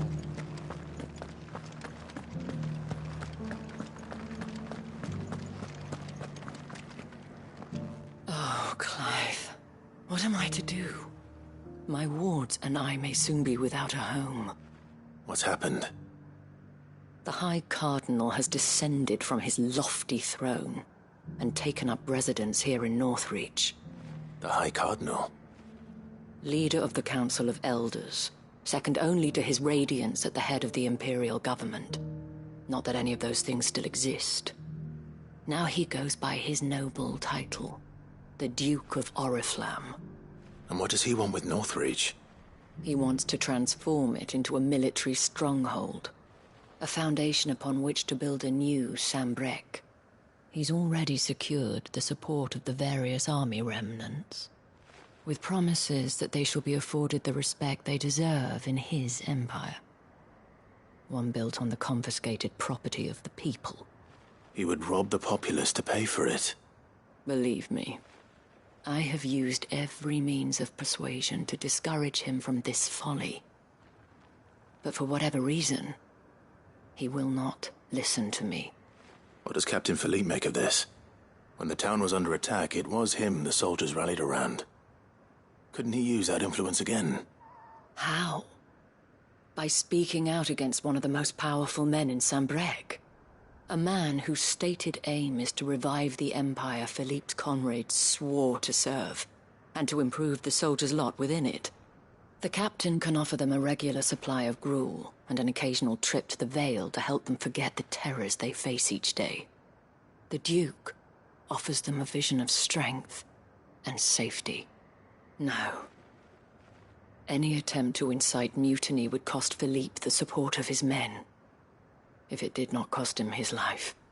But given the mood around town, mutiny may yet be unavoidable. The people have little appetite for further deprivation, least of all when it serves only to elevate others. And who could blame them?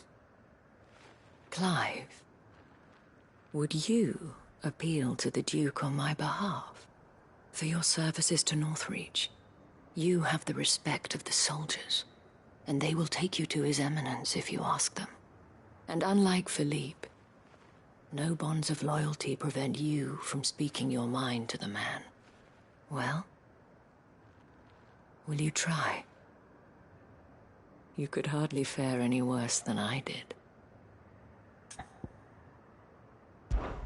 I'll see what I can do. Thank you, Clive.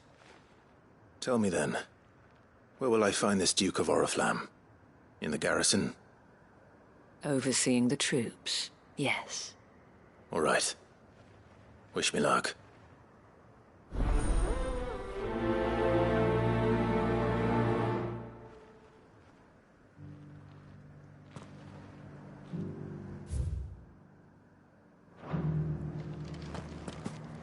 I may have met this Duke before, at the Remembrance Ceremony. Let's hope I didn't make a strong impression.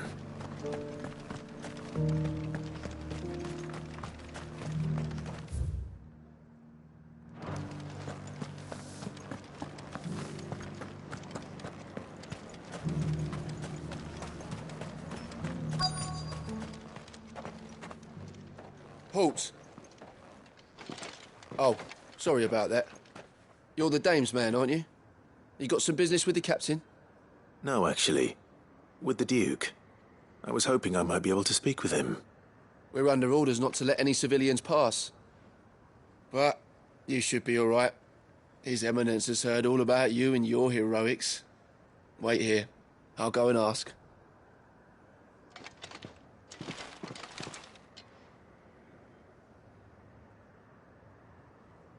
So, you are the sellsword who lent his aid to the garrison. The Empire owes you a debt, and I shall see it repaid. But tell me, is it wealth that you seek, or favor? Neither, Your Eminence. I thought only to inquire about your plan to turn Northreach into a stronghold. Ah, I see. You are worried the expanded garrison will render your services redundant. Yet you needn't be. A proud fighting man like yourself shall always have a place here.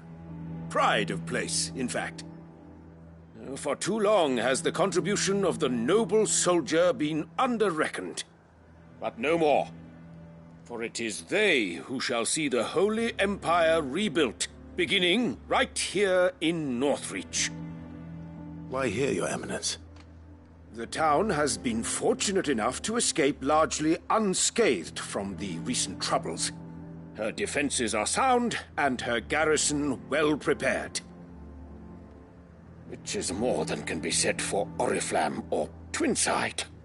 The Empire wants for a capital, and I believe Northreach to be the perfect place.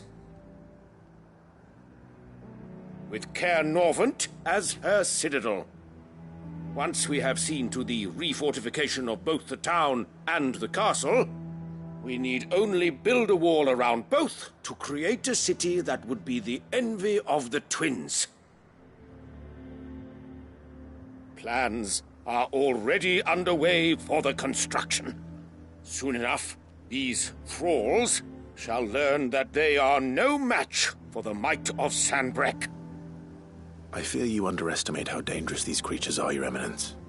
Should they return in force, you will need all the people of Northreach to come together in defense of the town. Something they may be loath to do if they've been deprived of their worldly goods. The people will do as their leaders command. If Sanbreque is to be rebuilt, she will require a functioning government. One whose authority is beyond question. That is why this levy is necessary, so that any man who wishes to join the army might do so and be fed, outfitted and paid as befits a defender of the Empire. And yet there are those who persist in peddling the treasonous lie that I seek to steal from the people and drive them from their homes.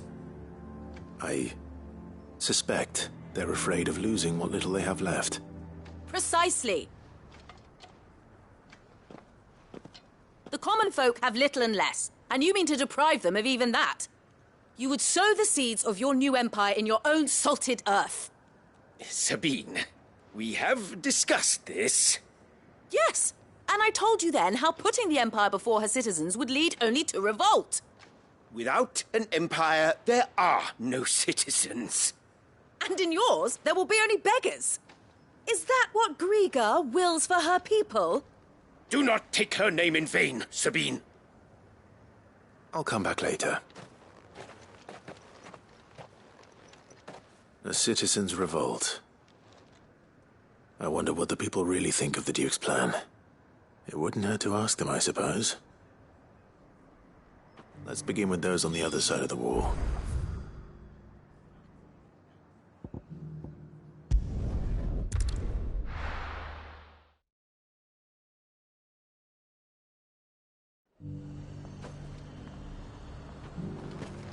Nothing like a little unrest to fill the coffers, eh?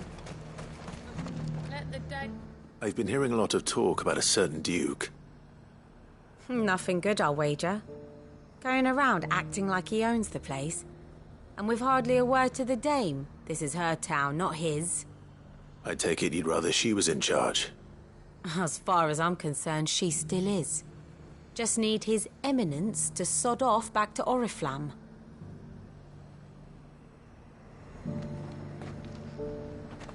And what can I do for you?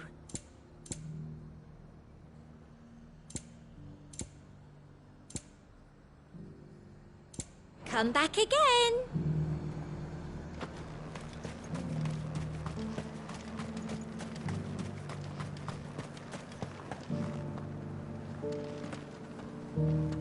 All right there. What is it you're after, sir? Just your opinion, actually. I wondered what you thought of the Duke of Oriflamme. Oh, him. Not much. None of us traders do. It's thanks to nobles like him that we had to set up shop this side of the wall in the first place. Couldn't have the rabble getting any closer to the holy capital, could they? And now he's trying to drive us out completely, threatening to take everything we got from us if we don't clear off. If the dame said she wanted him run out of town, I'd be straight through that checkpoint, tar bucket in hand.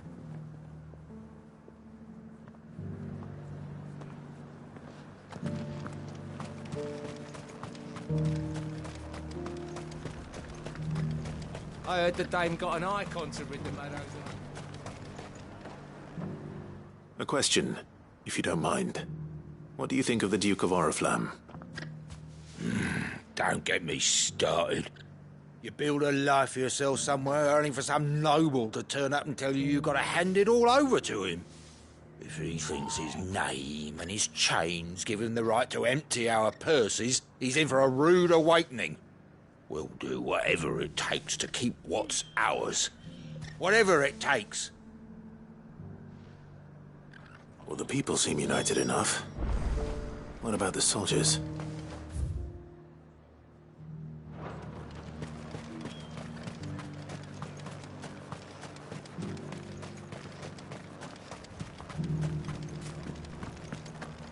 But there were ghosts at the gates not days ago.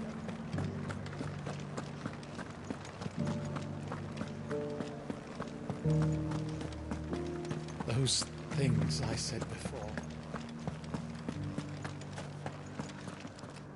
Excuse me, do you have a moment? I wondered if you'd mind sharing your thoughts on the Duke of Oriflamme. Well, he's made a lot of enemies coming in the way he did. But I mean, look around us. You can see the state the realm's in. The traders might not like having the screws put on them, but if they volunteered a few more of their hard-earned gil before things got bad, maybe they wouldn't have to. I think the Duke's got a point when he says rebuilding the Empire's the best way of making sure we're all protected.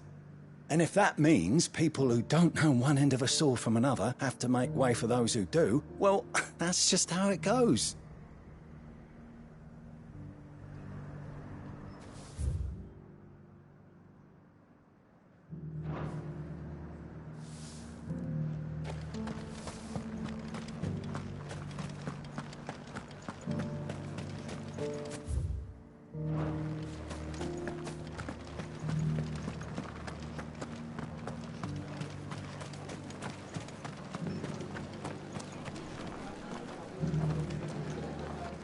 You. You're the one who was talking to His Eminence. On the Dame's behalf, yes. I was trying to persuade him not to take the people's goodwill for granted, but it seems my words fell on deaf ears. What do you think of his plans? I'm a soldier, mate. He tells me what to do, not the other way round. Listen, I've got nothing but respect for the Dame, but I've got a family to look after.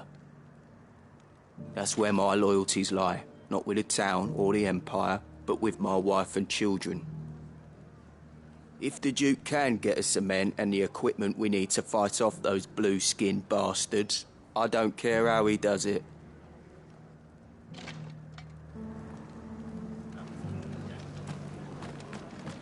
As long as you remain, the veil... Sabine, you are embarrassing me. I hear the Duke of Oriflamme plans to turn this town into some sort of fortress. Do you think that's a good idea? It's not for me to say. All I know is that unless the Emperor orders me otherwise, His Eminence's word is law. Look, no one likes all these taxes and tariffs, but empires don't come for free. Once Sandbreak is back on her feet, we'll all reap the benefits. Let's see what Philippe makes of all this.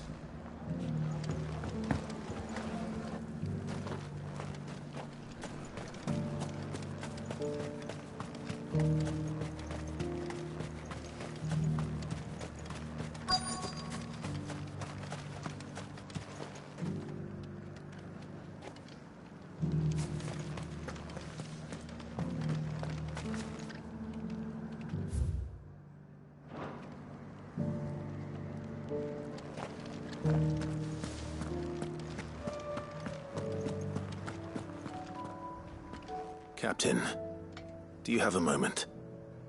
For you? Certainly. Clive, wasn't it? Thank you for last time. How can I help you? I wanted to ask you about the Duke of Oriflamme. Do you intend to go along with his plan? But to tell you the truth, I'm in two minds. It's my sworn duty as a captain of the Imperial Army to obey his orders. But I can't say I agree with him. Philippe, I remember you saying that you became a soldier to protect the people you loved. The Dame included. That's right, I did. Well, she doesn't agree with the Duke's orders either. She thinks they could tear Northreach apart.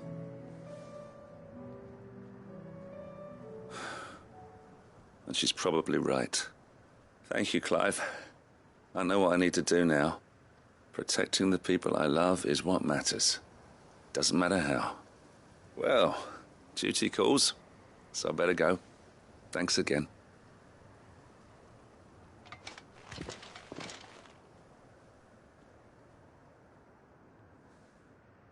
It seems Philippe wants to do the right thing at least. I expect Isabel will be pleased to hear that, if nothing else. After it!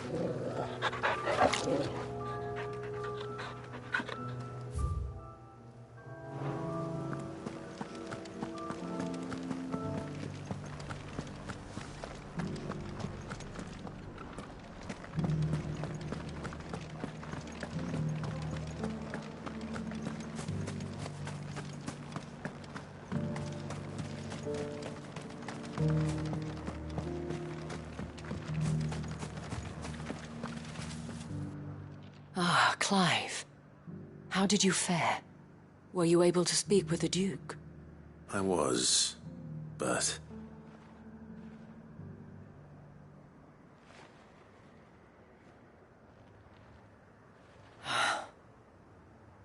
So Northreach is to be a fortress after all. Well, it will certainly help to hold back the thralls. There's no denying that.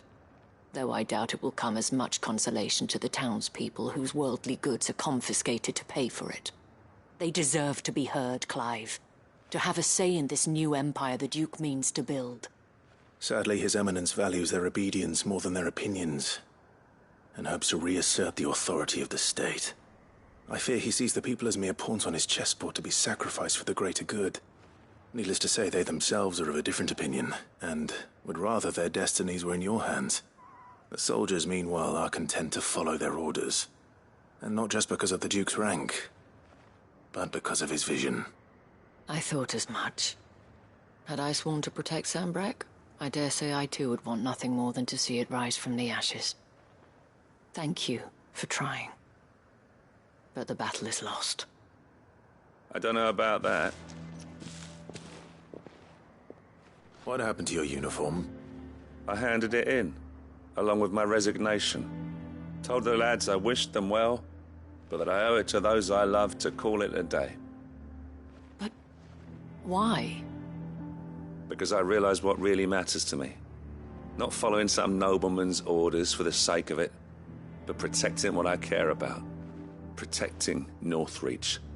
I honestly don't know when those monsters will return, but I'm certain they're not finished with us yet.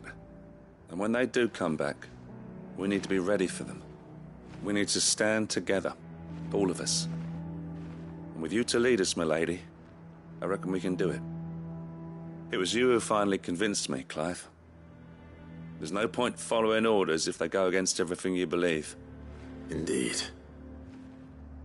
All of us, standing together.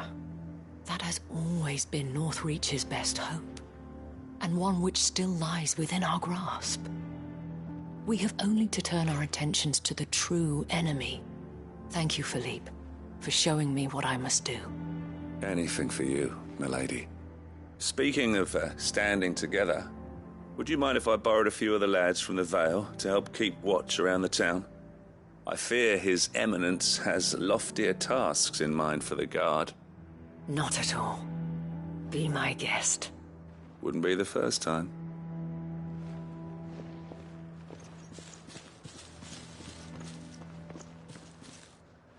There may be hope for Northreach yet. Especially with men like you and Philippe to champion our cause. I, for my part, shall continue to work upon the Duke, in the stubborn belief that I might still tempt him into joining hands. But I suspect I shall have to call upon your aid again. Until then, Clive. Until then.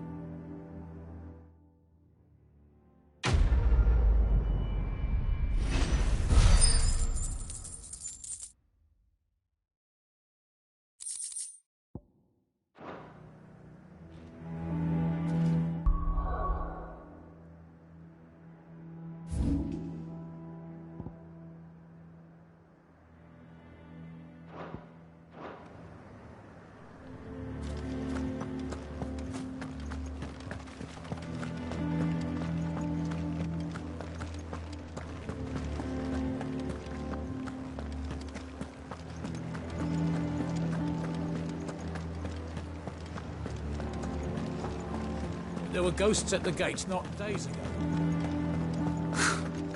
Let have us believe.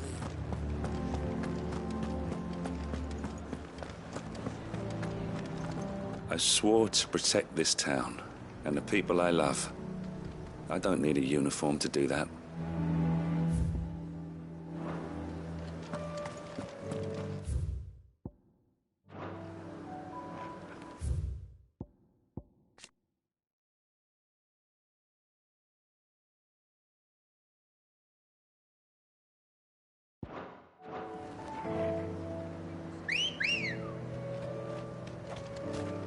Ready, girl? Fly, Ambrosia.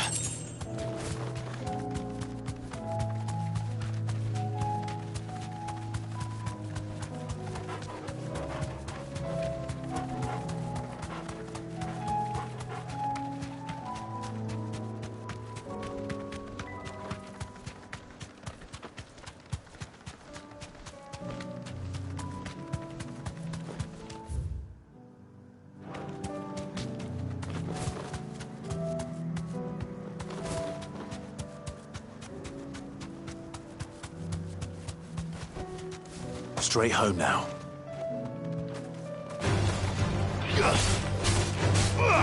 Waken winds!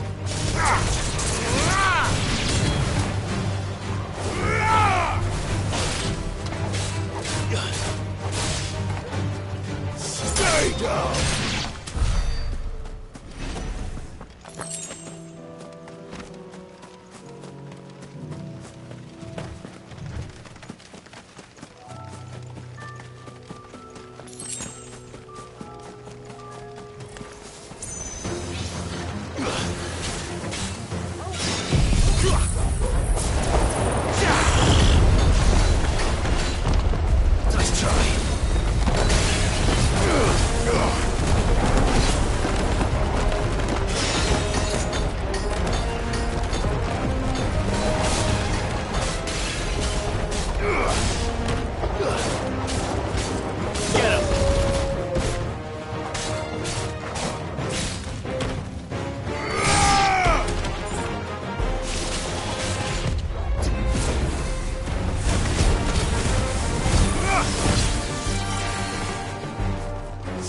Stay down!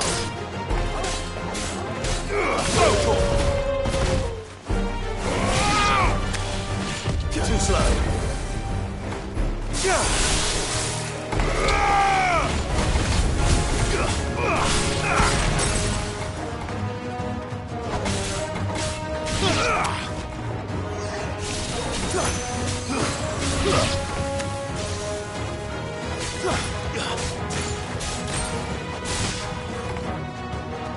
Stay down! It's over!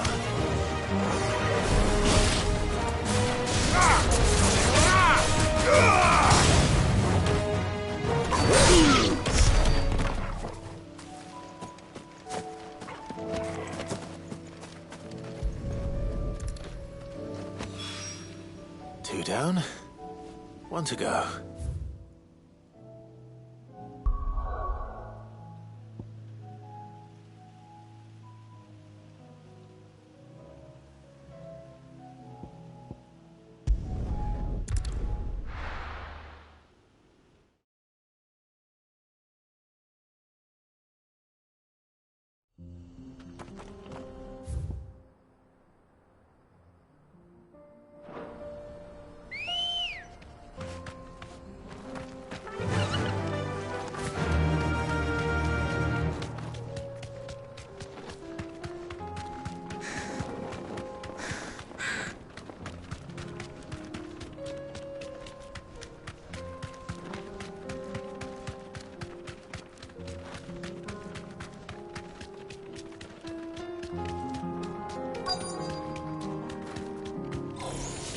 Enough of you, are there?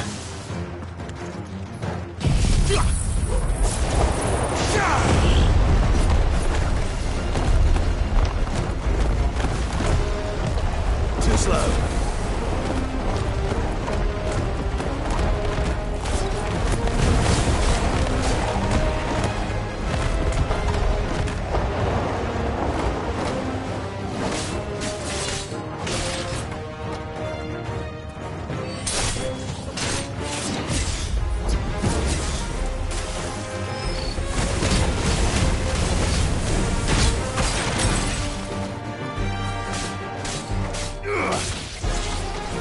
Too slow. It's over. Nice try.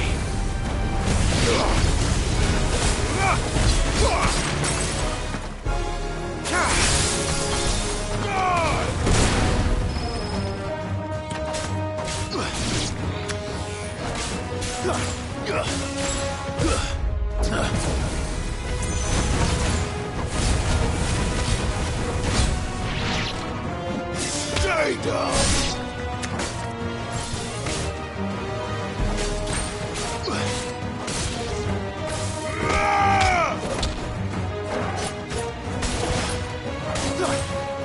Farewell!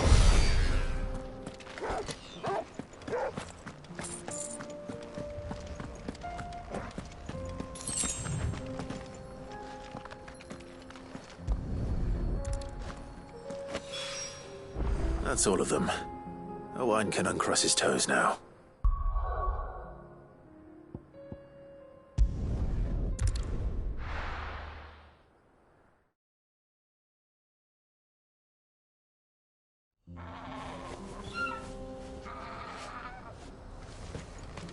Oh, you're here. August's waiting for you inside. So Dravost is still standing. For now, at least. If you can swing a hammer, you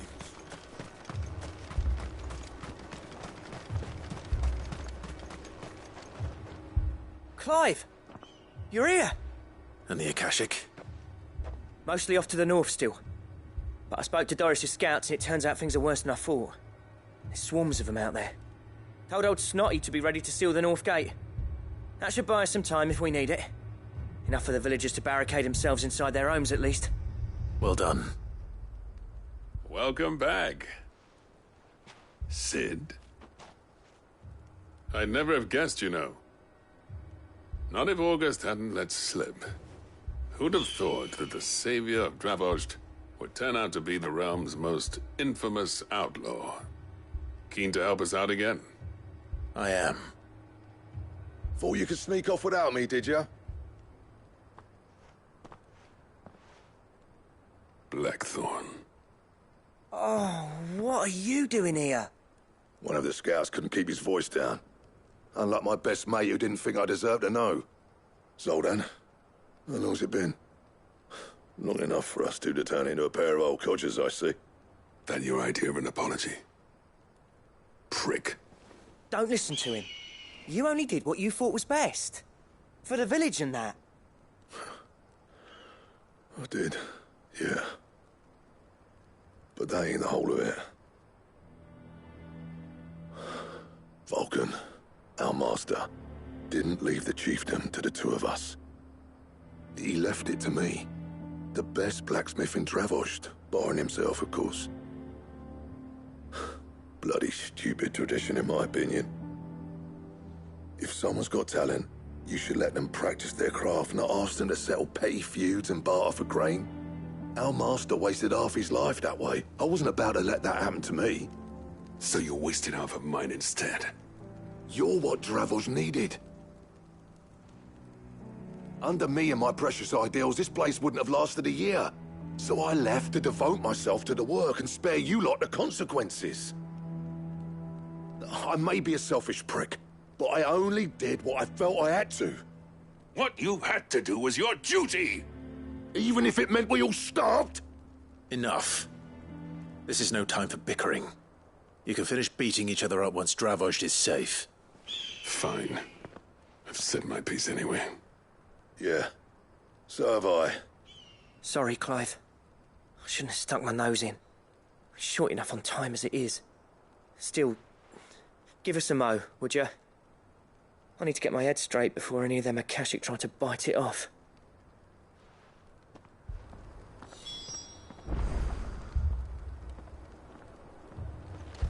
You, ready for the off, then?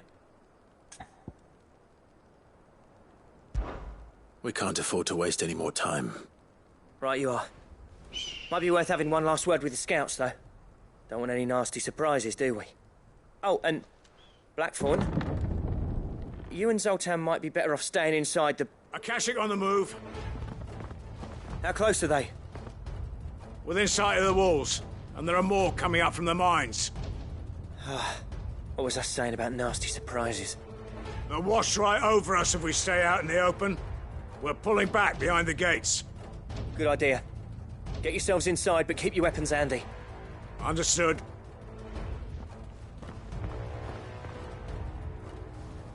I'm prepared to fight if I have to. Well, let's hope you don't. That's our job. Once the scouts are inside, order your men to barricade the gates. No heroic last stands, you hear me? No fighting at all if you can help it. August's right. I've seen what Akashic beasts can do to armor. The people here are tough and willing, but they ain't equipped to face what's coming. I'm going out there. Start work on the gate as soon as I've left. I'll give you as much time as I can. And if they kill you? You evacuate. But it won't come to that. I promise. You'd better be right. Take good care of Dravost till I get back. Leave it to me. And give those things what for, yeah?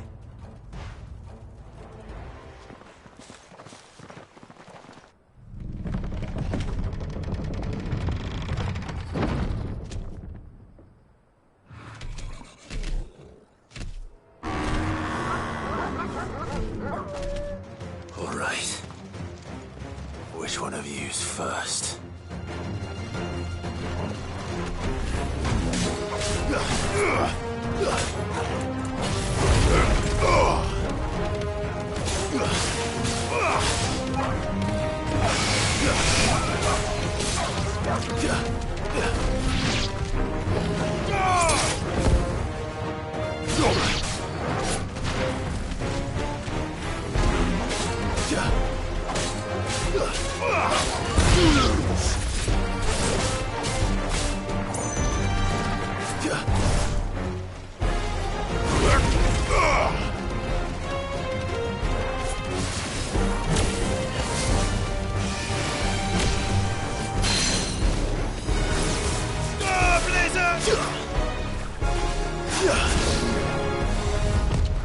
slow.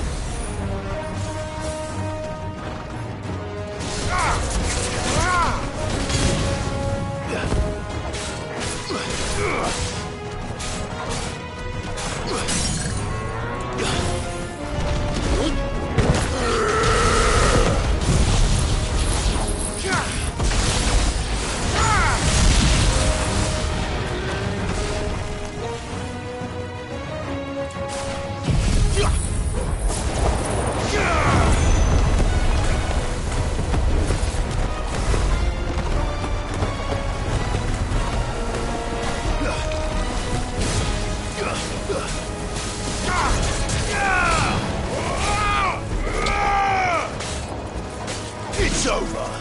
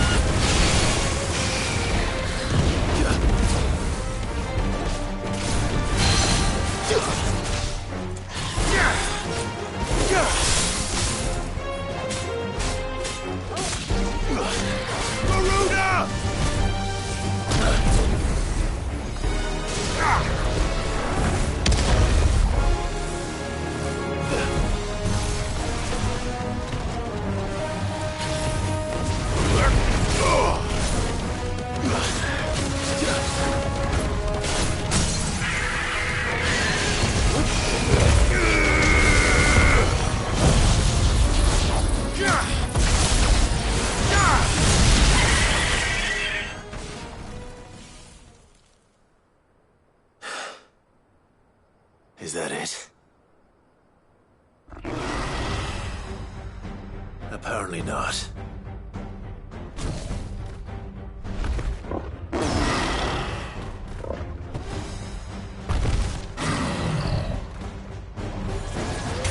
They're not getting past me.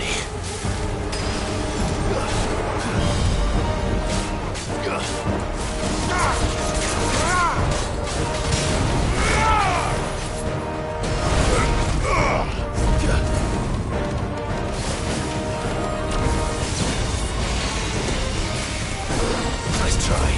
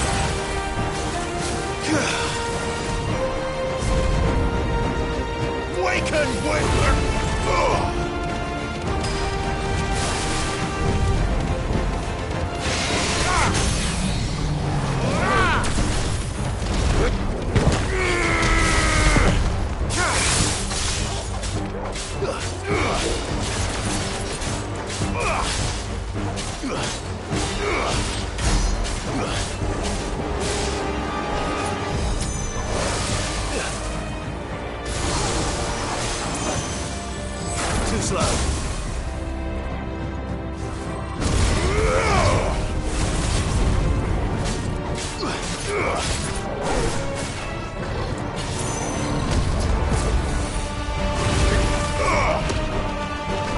Nice try.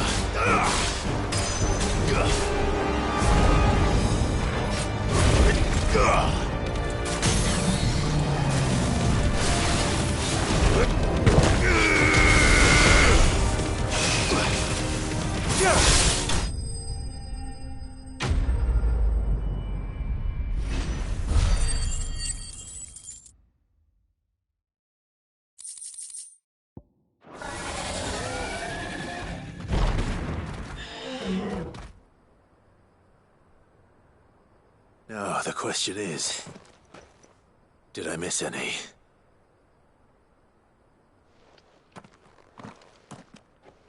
Man alive! You're still in one piece! I slew as many as I could. As many as I could, he says. The old bleeding lot, more like it. Well, almost. Only almost. Yeah, one or two did try to sneak over the wall. But we got the bastards, don't you worry. Good. Though you do know, more will come in time. In time, yeah. But we can think about them later. Let's get you back inside.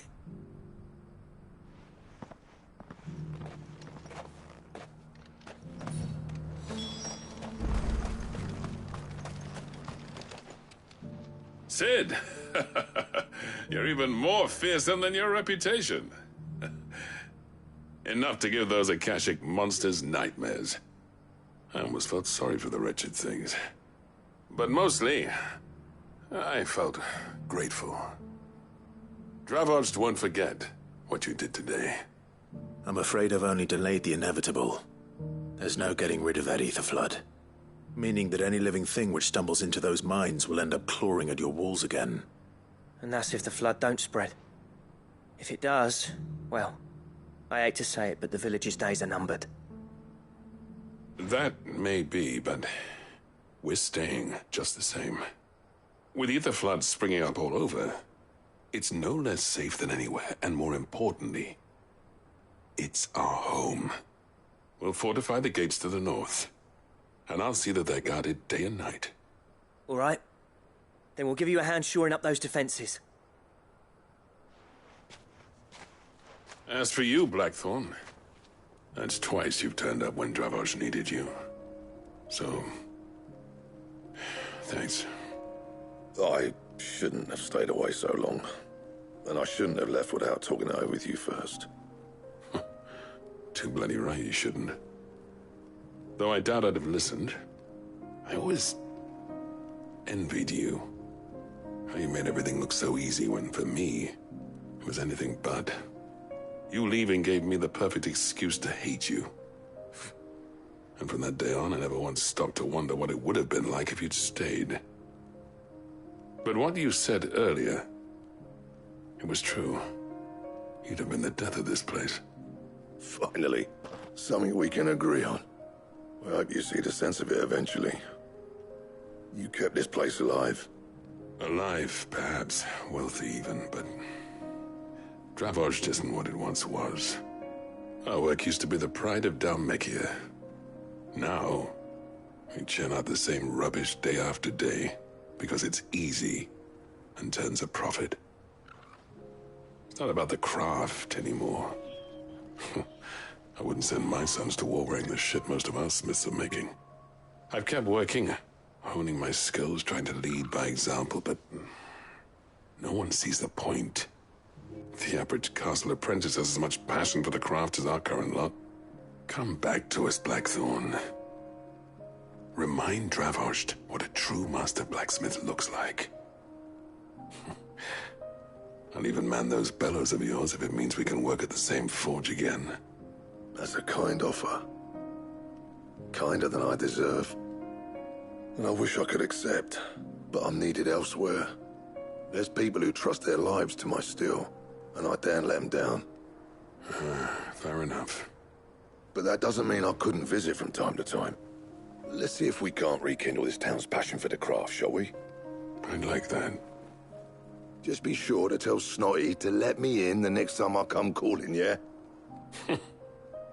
Knowing him, he'd let you in anyway. Blackthorn. The Master Smith turned outlaw, back in my good graces. I never thought I'd see the day.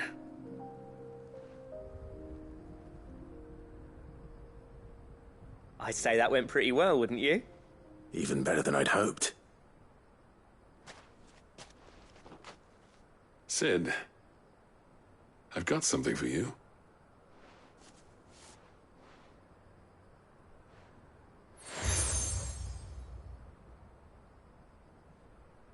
And this is? A token of our lasting gratitude. But I'm of a mind to make you a far grander gift. Designs for a certain sword have been passed down from chief to chief for generations. Now hold on, Zoltan. There's a reason no one's made that blade in centuries. There's not been a craftsman equal to the task. I'll admit your cinders make impressive steel, and I've learned to own an edge Odin will be proud of. But the engravings on that thing are enough to make a jeweler cry. And they're not just for show, either. Have you forgotten what brought you back to Dravozd in the first place? A certain ring? I knew I'd never surpass you with the hammer and tongs. So I turned my hand to a different kind of metalwork. Between the two of us, I'd say we're the equal of any master craftsman ever to have graced a forge.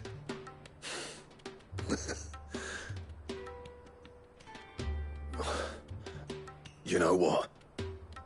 I think you might be right. Clive, you wouldn't mind if Zoltan came back to the Hideaway, would you? He's more than welcome. As long as he can keep our secret. Right. Zoltan, get your tools. We've got a legend to forge.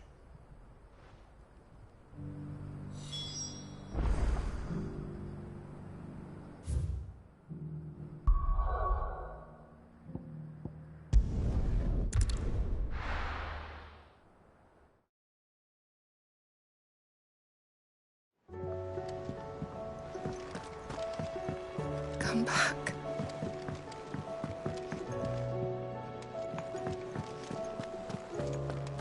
Oh, don't tell me we've run out of papio nuts and all. Ah, the man himself. We were just about to make a start on that sword I promised you. It's funny, but none of this would have been possible without your help. You remember Camille? We'll be using his leatherwork for the grip. The steel, meanwhile, will be tempered in a fire, burning the cinders you charmed out of old Zoltan here. And that whetstone from the Outer Isles? That'll be what gives the blade its edge. And the final flourish will be my talented colleagues' engraving. A team effort led by the greatest blacksmith alive. Now, save that talk till the thing's finished, yeah? Right. I'm ready if you are. To the bellows it is, then.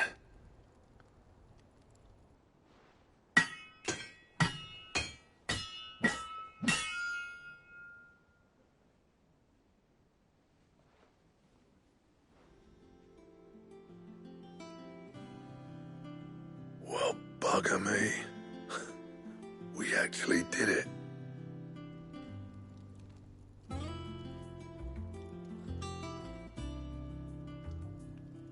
The sword to end all swords. Ragnarok. It's quite something.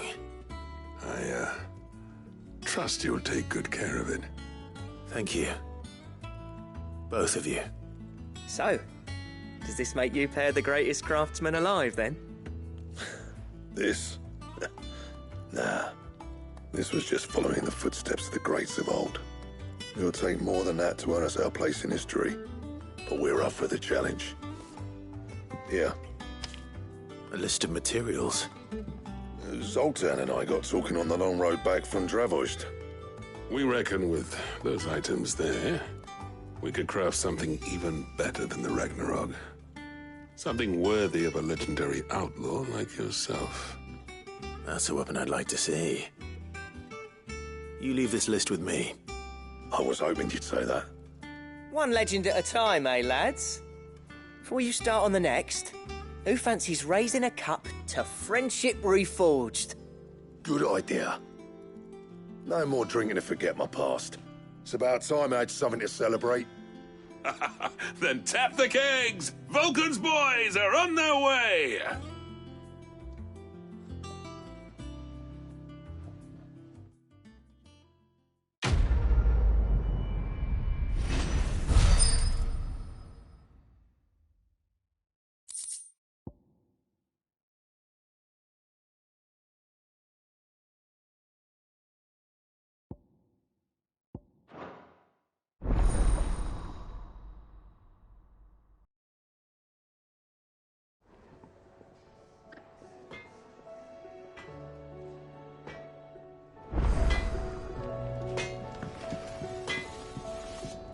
To what do I owe the honour?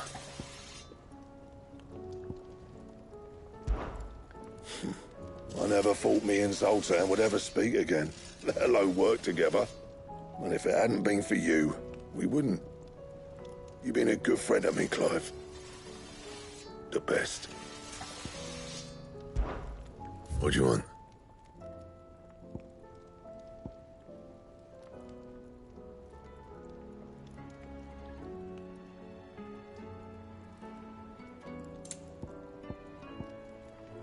Anything else?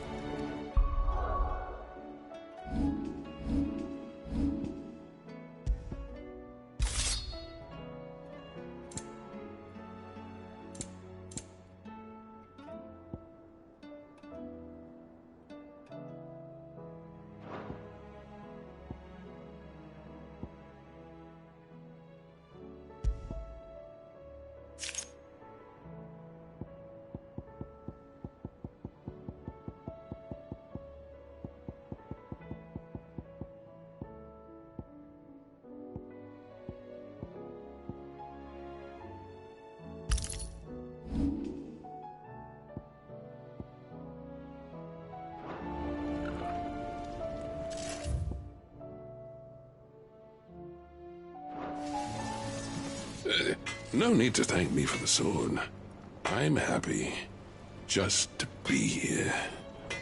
You've built a fine home for yourselves, and I can see why Blackthorn's so taken with it. Look after the old bastard for me, will you? I'll be off soon, but next time you're in Dalmacia, be sure to pay me a visit. Snotty will let you in.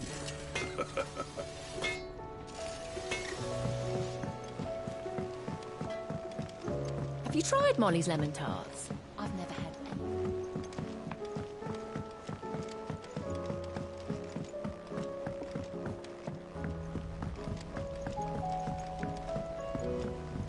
Canva lost? It can't be true. Miss, can we read Miss Editor's story for our lesson today?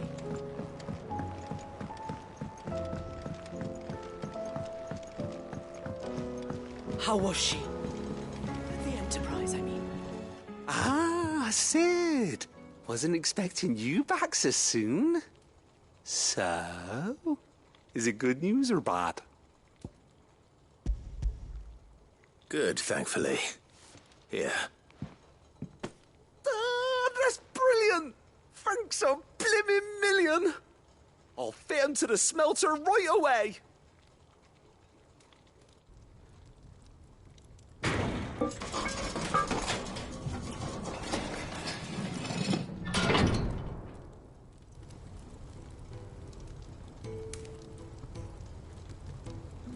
May I present to you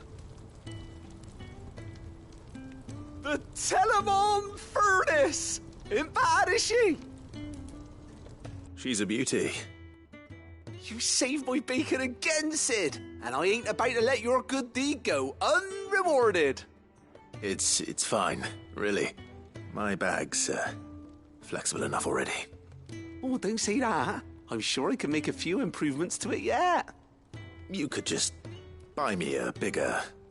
How about that clasp? Looks a bit stiff. Reckon you could loosen it up and make some more room? And I reckon I know how. With a new alloy we've been working on. The Telemon Furnace was just what we needed to perfect it. It's a metal, see? So it's lovely and strong, but it's also, well, stretchy, if you can believe it. Stretchy metal. Well, if you insist. That is the spirit. You'll love it, I promise.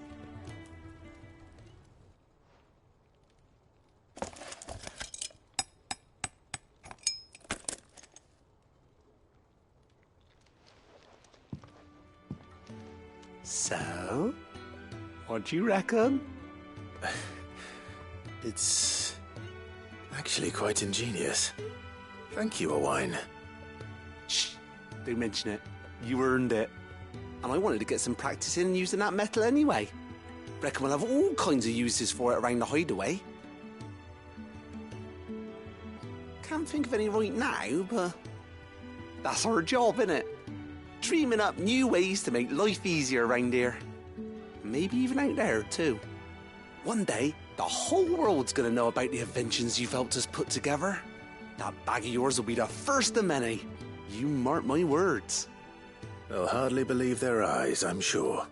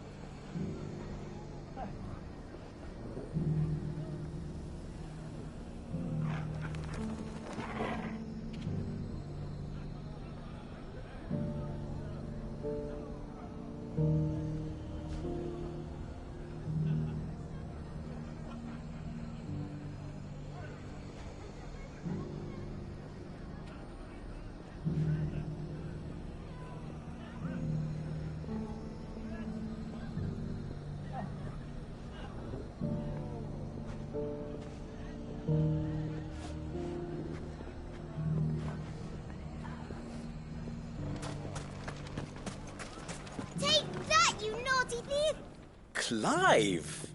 To what do I owe the pleasure? I just wanted to see how the town's been faring since you brought everyone together.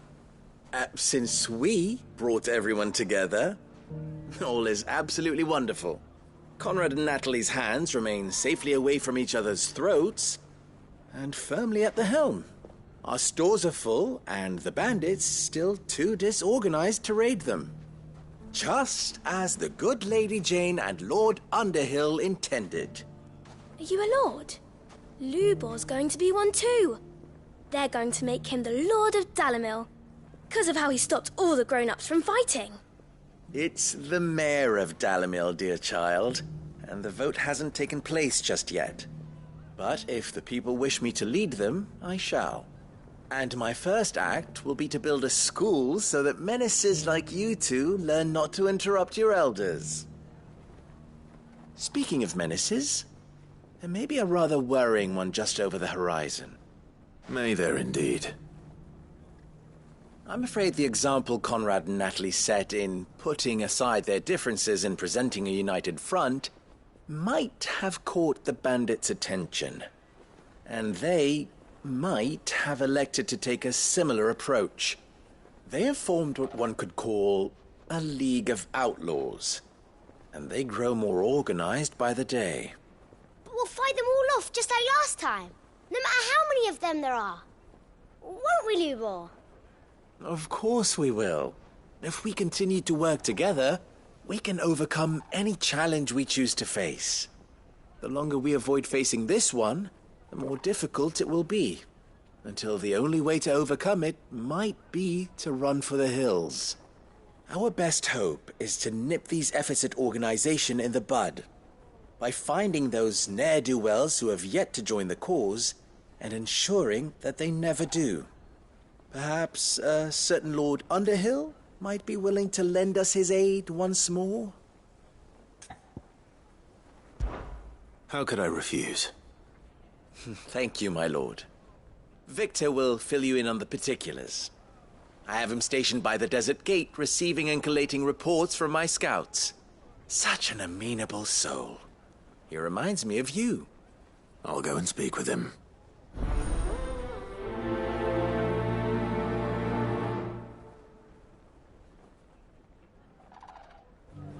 What's the difference between a lord and a mayor? That's easy. A League of Outlaws. Sounds like we have some competition.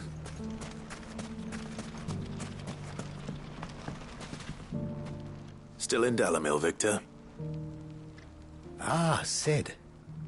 I thought you'd have returned to Cosnis by now. I did. Then I came back. I've developed something of a fondness for the place. And having worked so hard to see it saved from one fate, it would seem remiss to abandon it to another. A sentiment Master Lubor certainly isn't shy about exploiting. Hence my doing his bidding yet again. You're not the only one. What does he want you to do? He asked for my aid in putting down the bandits. And he said that you might be able to help me find them. Then you've come at just the right time. I was on my way to speak with Conrad about how to organize our forces. There are more camps in the vicinity than we can safely strike at once. But we must strike together, and we must strike soon at as many camps as we can. We can't give this league of theirs time to rally its forces. All right. Which camp shall I take? There's one upriver. Just out there, across the dunes. Leave it with me.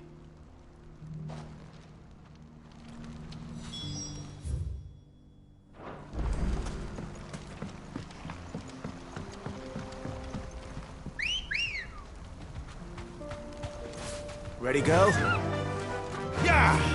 Where's Ned?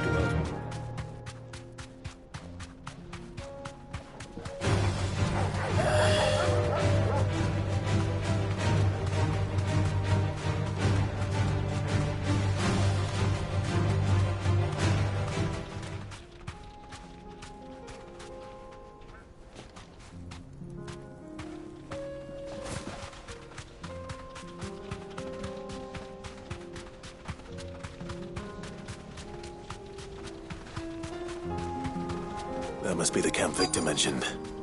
Come on then, Toggle. That's him! The one who killed Locke and Fingers! Take his head off!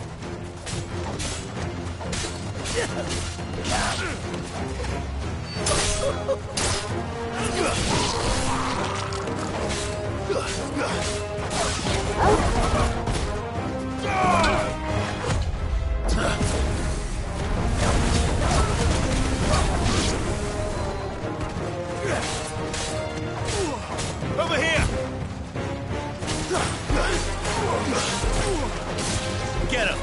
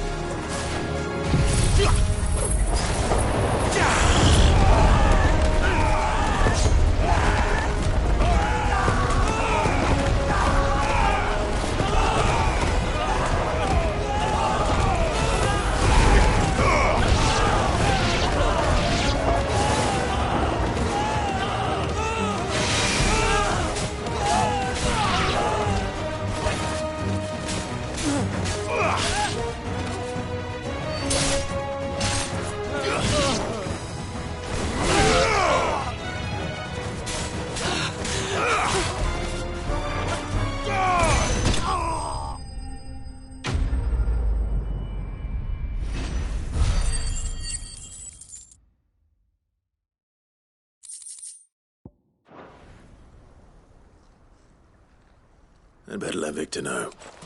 Sid, where are you? Ah, I see the bandits didn't pose you any trouble. No, but that's not why you're here, is it? No. Something's happened. We need you back in Dalimil. What is it? The whole town's in uproar. They're saying that Lubor is a bearer. What? Seems that one of our parties wasn't as thorough as they should have been. They let one of the bandits escape, and his escape route took him right through Dalimil. Some of the children spotted him, and he was about to silence them. And when Lubor felled him with a bolt of magic, and without a crystal. But that's not possible. It is, if he's a bearer and has been hiding it all these years, which is what people are saying. If he has, well, I wouldn't blame him. No man is branded by choice. Still, all those people see is a man who's lied to them all his life. One who was made a leader of himself when the world believed he should have been a slave. Fuck. I don't know where we go from here, but I know one thing. Lubor needs all the friends he can get right now. You're right.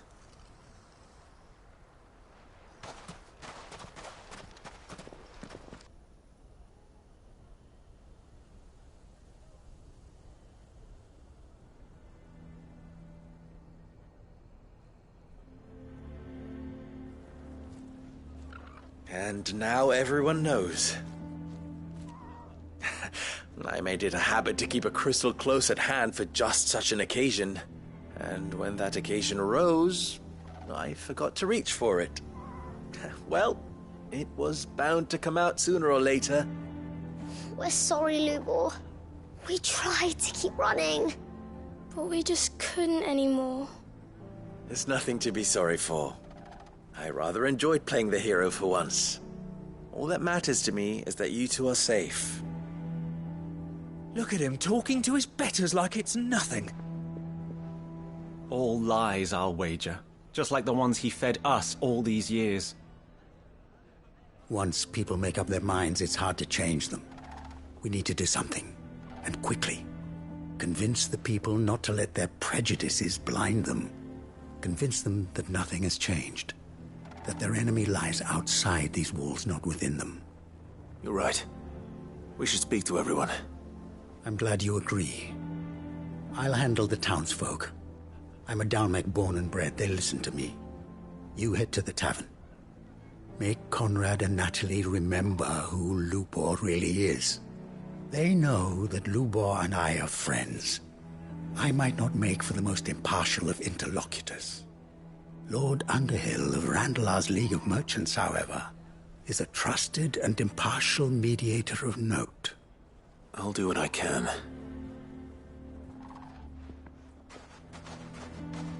Lubor, stay here with the children.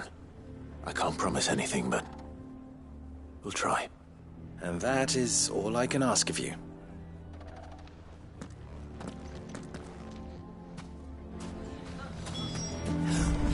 Why are you taking the bearers? Why do they always have to make such a fuss? He knew all along that he was playing us for fools. Forgive me for disturbing you, but could I have a moment of your time? I've seen your face before. As have I. Lord Underhill, wasn't it? Of the League of Merchants. That's right. I wanted to speak to you about Lubor. The rumors that he's a bearer. All true, I'm afraid. He'll never be mayor now. Not if I have anything to do with it. But what of his wares? Bearer or no, his steel is highly valued throughout the Republic. In this at least he's done the town a service. Might that not earn him a little leniency? Leniency? He pretended to be one of us when he was laughing behind our backs all the while. I'm sorry, my lord, but he lied to us. He lied to you. He cannot be trusted. So what do you propose? Will you drive him from his home? Close his forge? Perhaps. That is a question for the people of Dalimil, and they will thank you not to get involved.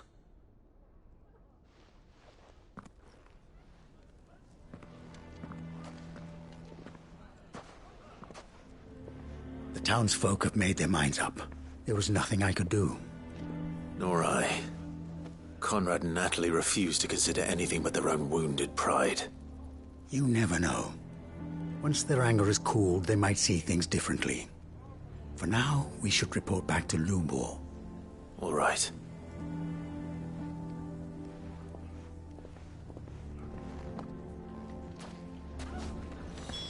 Why the hell would Victor take the bearer's side? I assume the situation is hopeless?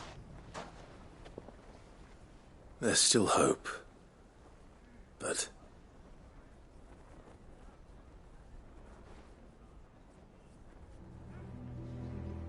But perhaps not in this lifetime, I think it's fair to say. You mustn't think like that, Lubor. Give them time. They'll come around. We'll talk some sense into them in the end, you'll see. No, you won't. And your efforts would be better spent elsewhere. But Lubor... Rosina would often tell me that steel does not lie, that a blade is a reflection of the smith who forged it. To yourself be true, that was her point. Rather an ironic one when you consider that her life was taken with a blade of her own making. But I do not doubt that she was always true to herself and what she believed in, right to the end. And so must I be. I must do what I know to be right, no matter what others might think of me. And now, I know what that is. I must embrace my new role of villain so that the people of Dalimil have something to unite against. For only united can they hope to stand against the threat that awaits them. I'll need to make a suitably dramatic exit, of course. Don't go, Lubor. You're the only one who was ever kind to us. We'll be all alone. Again. Trust me, little ones. It is for the best that I go. Not only for the town, but for you, too. How could it possibly be for the best? These children need you. The least you can do is give the townspeople a chance to change their minds. They would not take it, Victor. It's over. Over, you say? And so just like that, you're going to throw this town and these children to the wolves? I thought you were better than this. But it seems you had me fooled as well. Victor. Forget it. Do what you will. You sure you're making the right choice, Lubor? Of those available to me, I believe it's the best one. Yes. Ah, but where are my manners? Here. Your reward for clearing out that bandit camp. Right then. I have packing to do. If there's anything I can do. Anything. I'll bear it in mind. Thank you.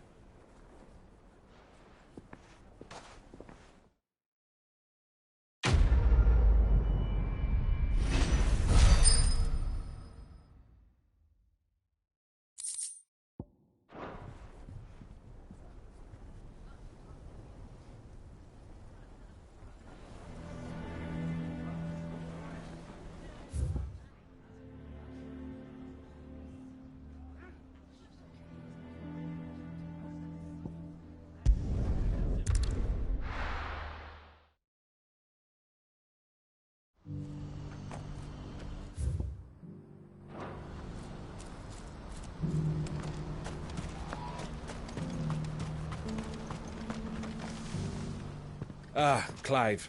You'll be pleased to know that the negotiations are progressing well. That is good news. Yes. Our comrade in Randala has just sent word that the contract should be signed very soon. But I still have much and more to prepare. It's a huge undertaking moving this many bearers at once. You couldn't do me a quick favor, could you? What is it this time? More wild beasts? Nothing like that. I just need you to go over to the caravans and ask El how long we have until the bearers arrive. Find out exactly how much faster I need to get all these supplies moved. All right. I'll go and ask. Thanks, Clive. I owe you one.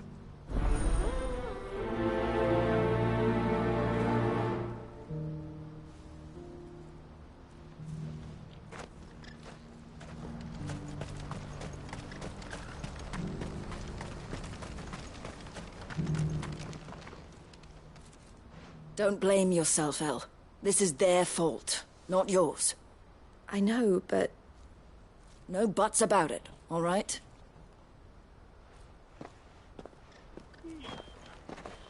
Is something wrong? Vonnie came to give me a message from our intermediary.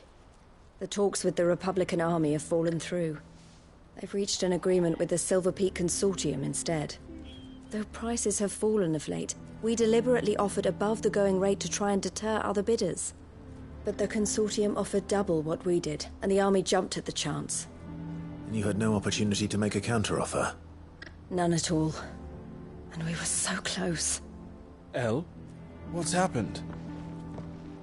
I saw Vonnie leaving. She didn't look happy. And with good reason.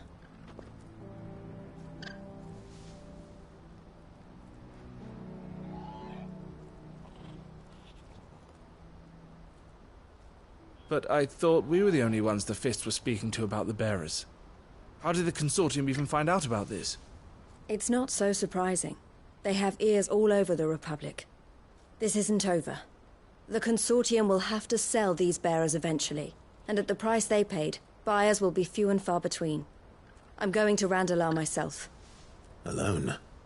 You sure that's wise? Are you offering to be my bodyguard? How kind. Meet me at the checkpoint near the capital gates. I'll send an owl ahead and request a meeting. You go to Cashlock, Theo, and get everything ready. We've waited far too long as it is.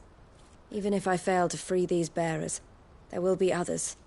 Someone needs to prepare the place and keep any prowling beasts at bay. Oh, and that's me, is it? Well, it looks like I'm following orders till she gets back from meeting the Silver Peak Consortium, who've been doing their best to undermine our scheme. She'll never join them after this, surely. No, she said it herself. She still has plans for Cashlock, even if this one falls through. She means to stay with us, then. I can't say I'm not happy to hear it, but... is this what she really wants? You have to trust her. You're right. It's what she wants now. And if El's off fighting for the cause, I should do my part too. So I bid you farewell and safe travels, my friend. I'll gather my men and leave for Cashlock. We'll make sure the place is well stocked and defended. You go to Randalar and see if you can stop my sister biting the Consortium's heads off. If she won't consider her prospects, someone has to. I'll do my best.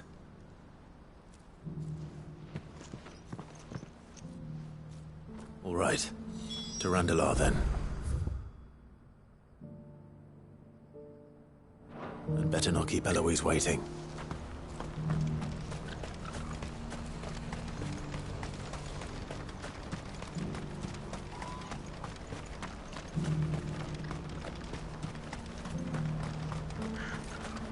What I wouldn't give for a hot meal. When are they gonna let us through?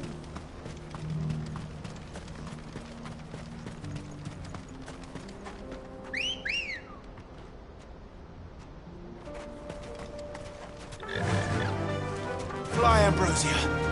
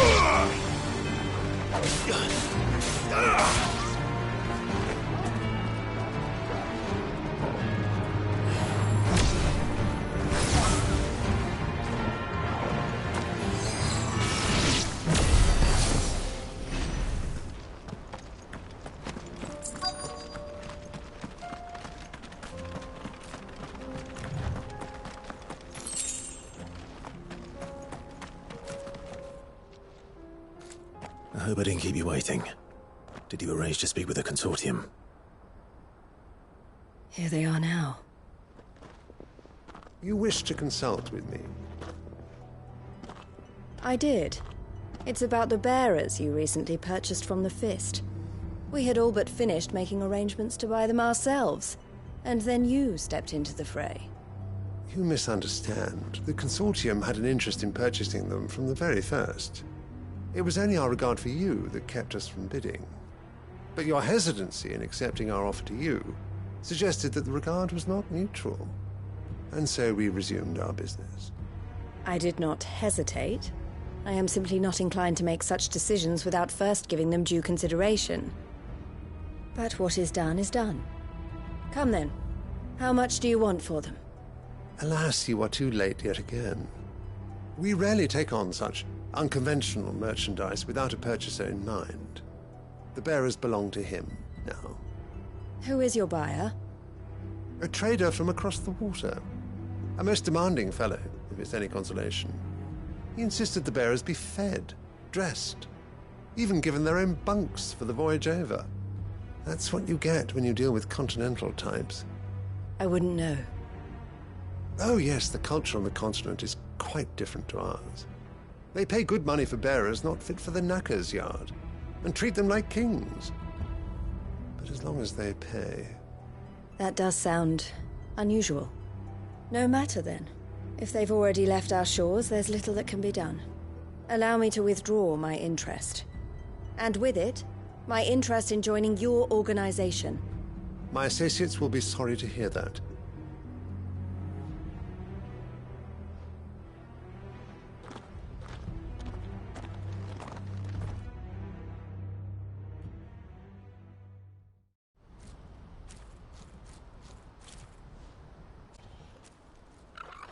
I'm sorry you weren't able to save them. As am I. But I only have myself to blame. He was right, you see. The Silver Peak Consortium did intend to buy those bearers before I did. Their representative hinted at a possible purchase when he came to recruit me. I feigned interest in joining them in the hope he might be encouraged to tell me more, and he did just that. As soon as he left, I sent my own offer to Randalar. So you never... No. I entertained the Consortium's proposal solely so I could learn more about those bearers. But I was a fool to think they wouldn't find out. I knew exactly who I was dealing with. You tried. I did. And if what he said was true, the bearers are to be well treated. Which is something, at least. But they deserved more. I wanted so badly to see them freed. Eloise! Eloise! Word from Cashlock.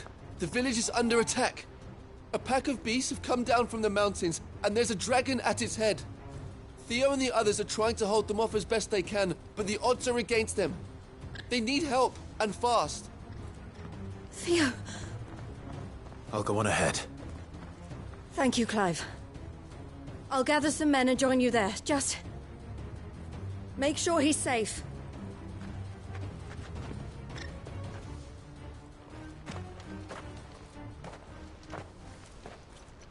Hold on, Theo. I'm coming.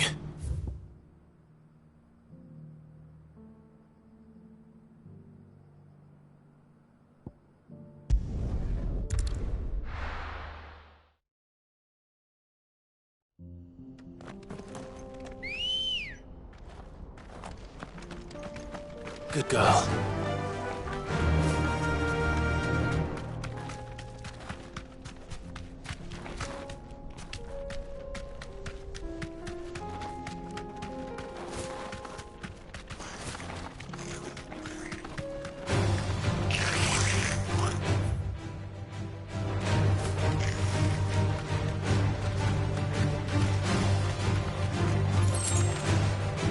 I can walk from here.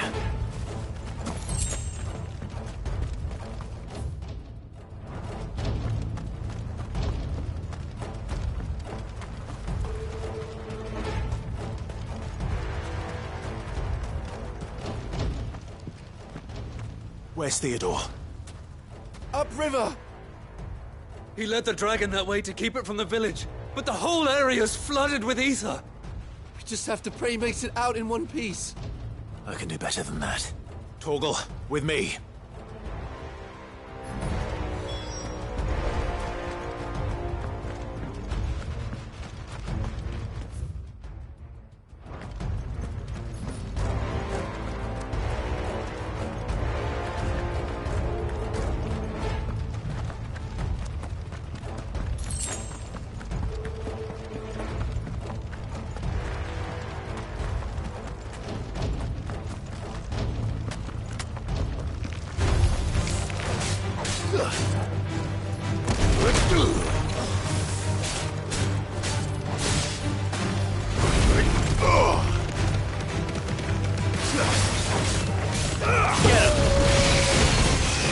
It's over.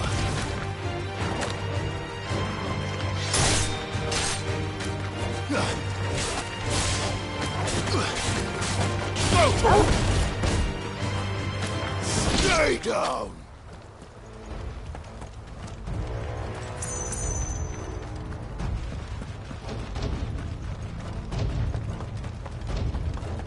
Where are you, Theo?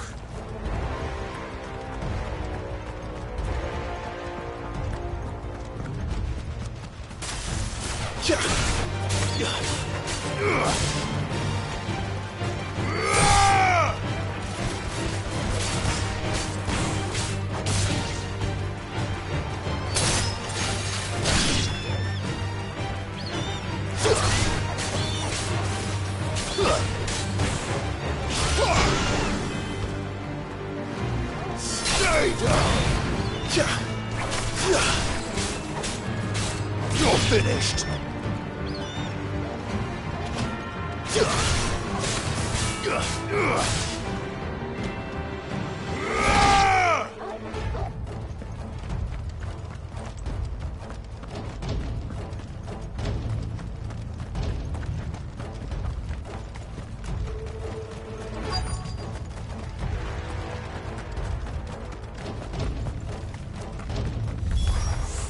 Damn it.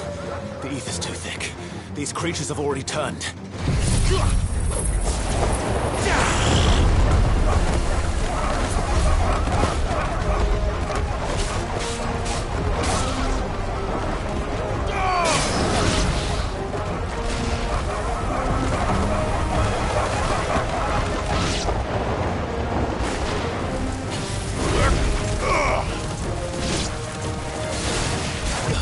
Nice try. Too slow.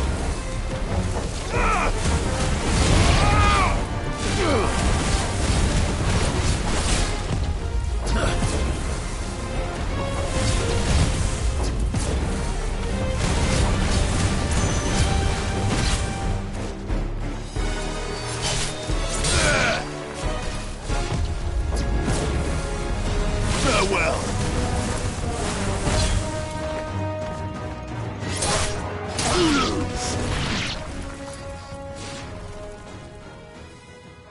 I can't waste any more time. I need to find Theodore before that dragon does.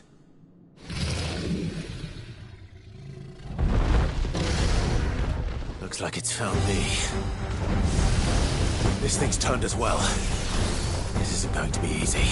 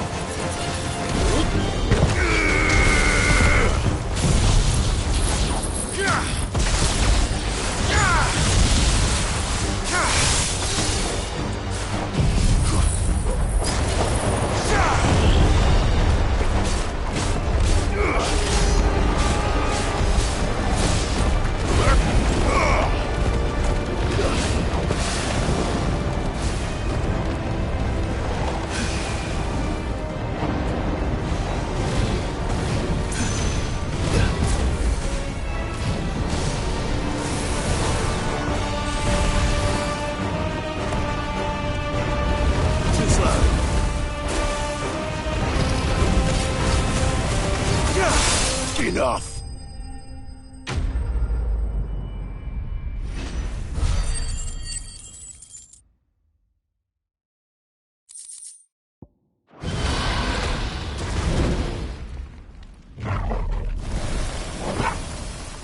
Clive? Theodore, you had me worried for...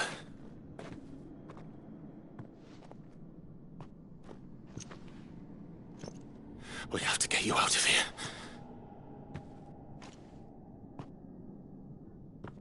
I think it might be a little too late for that. Bearer or no, there's only so much ether a man can take, and that Drake just wouldn't let me leave. You have my thanks, Sid, for finishing what I could not. For keeping Elle's dream. Theodore!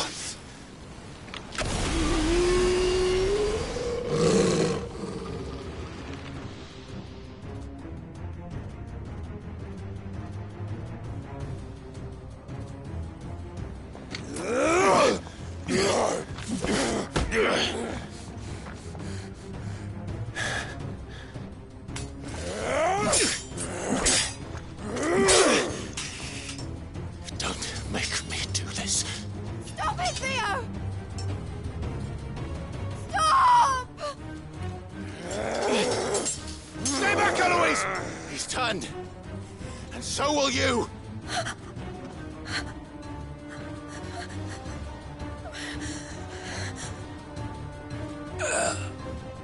Elle. Theodore.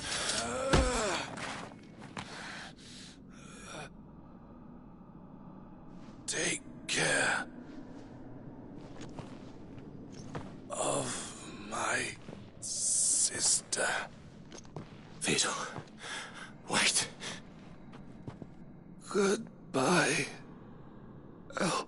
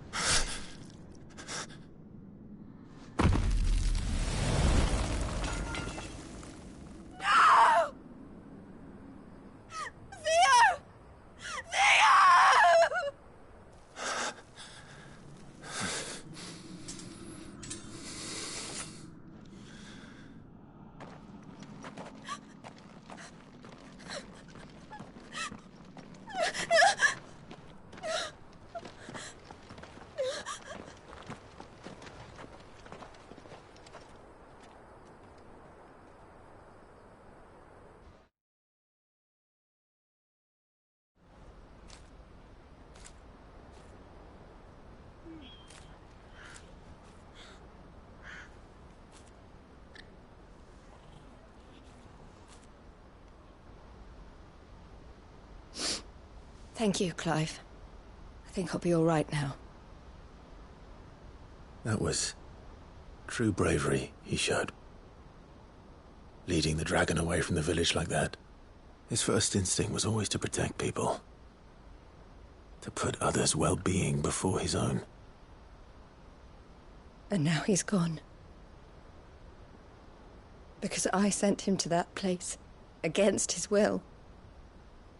It wasn't against his will. He was ready to do whatever it took to show you he could stand on his own. So that you would finally be free to live your own life. To live my own life? He never could come to terms with the choice I made. What exactly happened? You once told me Theo was the first bearer you ever helped.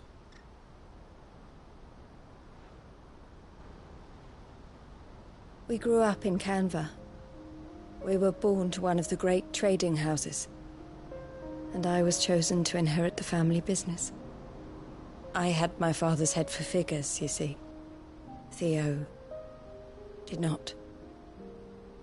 While I studied the art of commerce, he played at soldiers instead. A late bloomer, in more ways than one. For unlike most bearers, it wasn't until his 15th summer that his powers awakened. My parents tried to drive him out of the house and into the care of the constables. But before they could, I took him into mine. Theo told me something else. He clearly admired your devotion to the cause of freeing others like him from slavery. But he said you deserved a better life than this. He wanted to free you from what he called your bonds, just as you freed him from his. I would be lying if I said I had not wondered from time to time how much easier my life might have been if I had allowed Theo to be taken and devoted myself to the family business instead.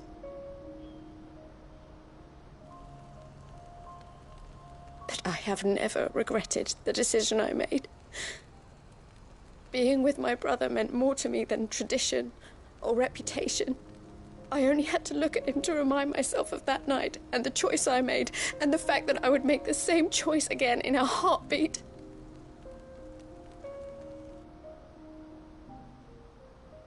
He was never a burden. How could he even think that? If anything, I was the one who weighed him down.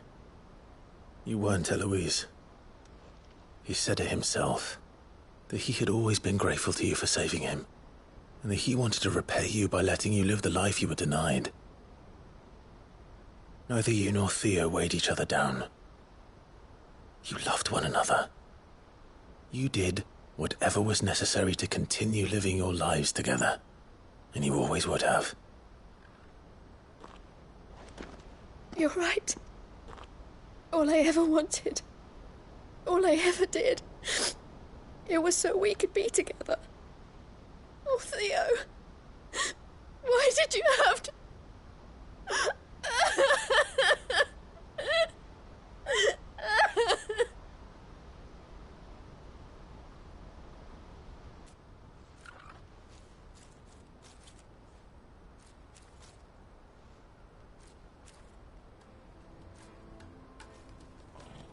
I know Theo wanted me to move on, but I'm staying here at the Crimson Caravans to continue our work. We can make a difference here. We can help people, save them. I need nothing more from life than that. So I'll carry on doing what we do, ensuring that goods, people, bearers get where they need to be, bringing smiles to people's faces just like we always have, and to Theo's. Wherever he is. This is the life I have chosen. The life I will always choose. I've made a choice of my own. To continue helping you however I can. Whenever you need it. Thank you, Clive. Let's go on together then. For Theodore.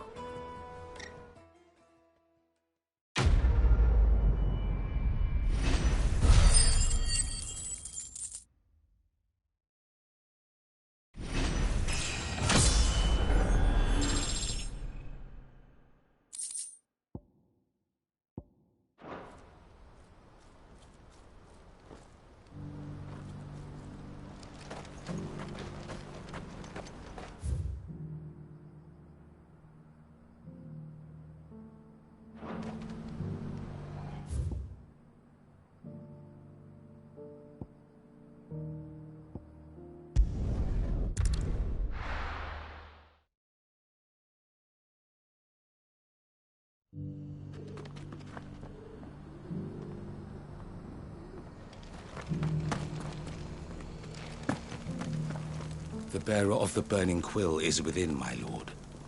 Prithee enter.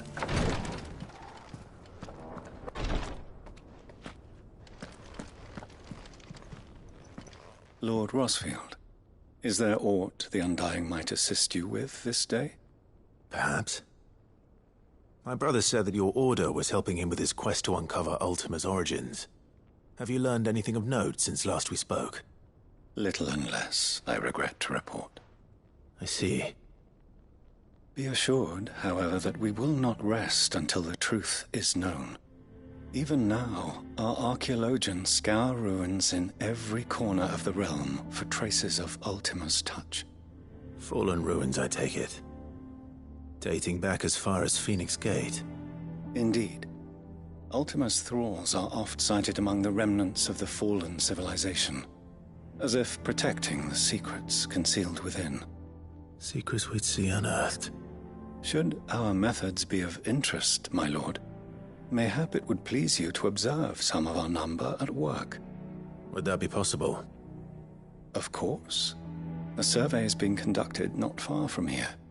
Perchance you are familiar with Kretov, a small hamlet built around a fallen airship. I was due to visit my colleagues there to collect their preliminary findings, but if you would consent to do so in my stead, I'm sure that they would be honored to relate any discoveries they have made to you directly. All right. I'll go and meet with them. They will be most gratified, I am sure. Might I suggest you take the road through Titan's Wake? It will lead you straight to the village after but a short walk. Thank you. I will. I wish you a safe journey, my lord. May the Firebird's flames burn ever in your heart.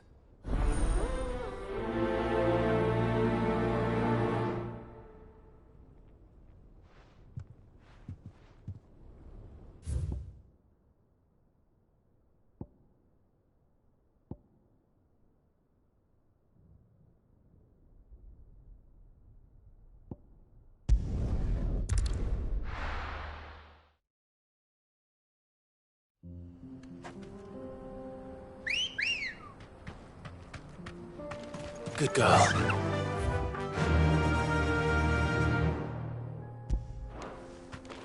Fly, Ambrosia.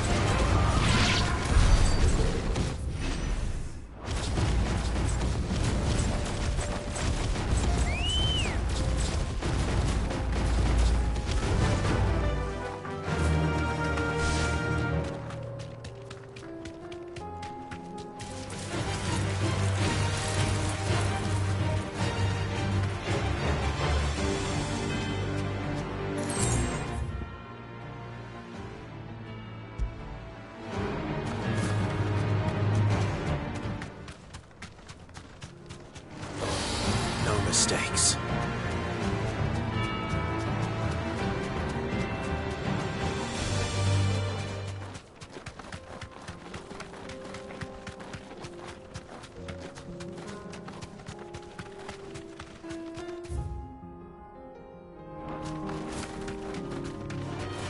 Enough of you, are there?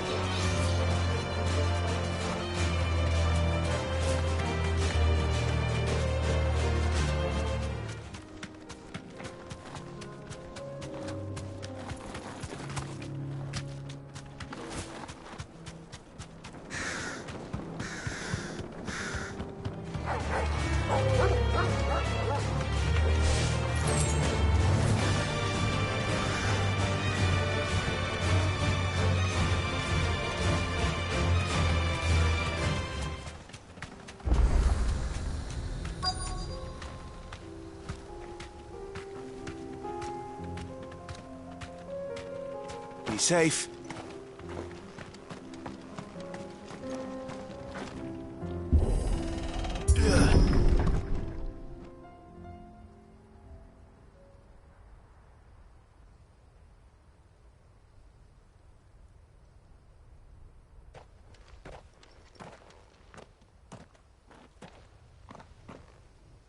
Oh no.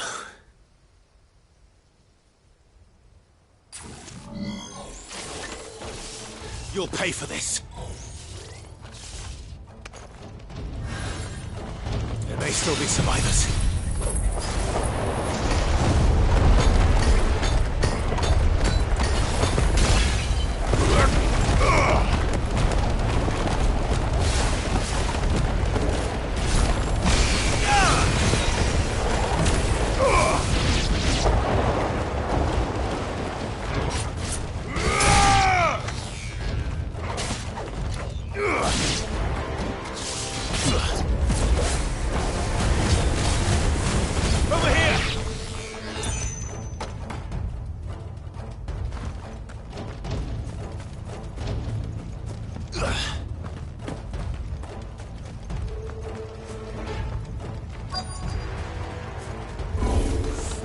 Whatever that thing is, I'd say it's their leader.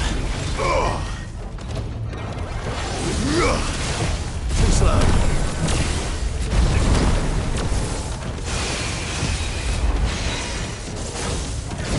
Too slow.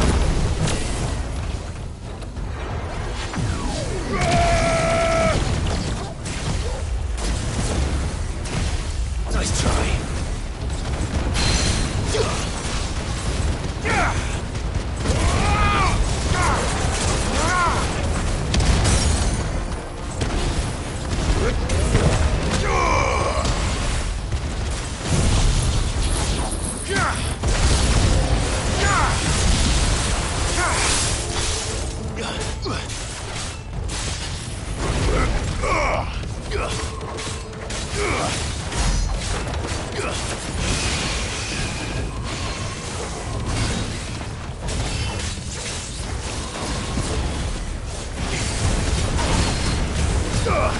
This one.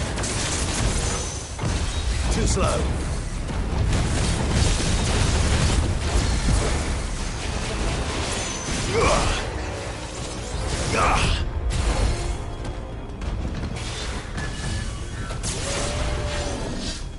Too slow. Nice try.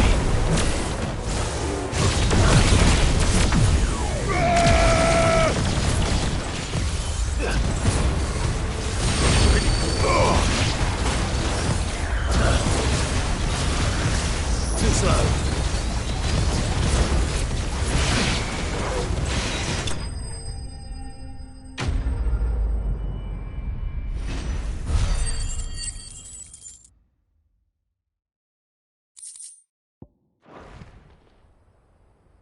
Should have stayed in the past. These must be Cyril's colleagues. You have our thanks, stranger. Who are you? Ah, forgive me, my lord. I did not recognize you. You are Lord Rosfield, are you not? We are archaeologians, tasked with surveying this site. When the echoes appeared, our brothers here occupied their attentions.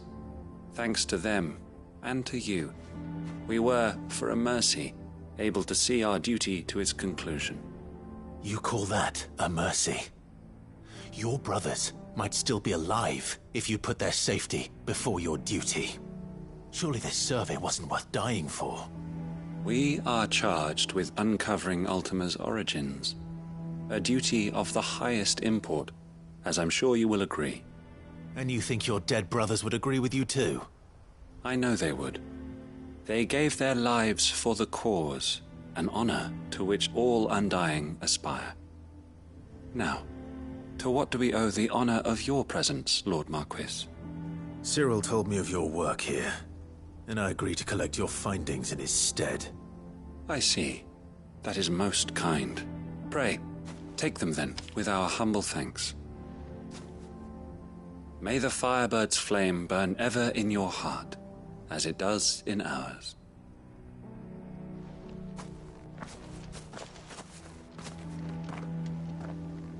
It's one thing to lay down your life for another, but for a survey...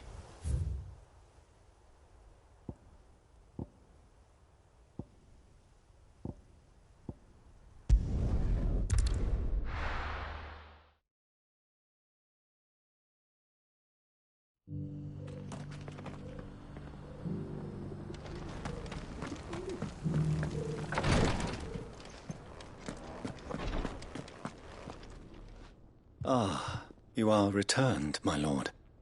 I collected your colleagues' preliminary findings. Here, take them.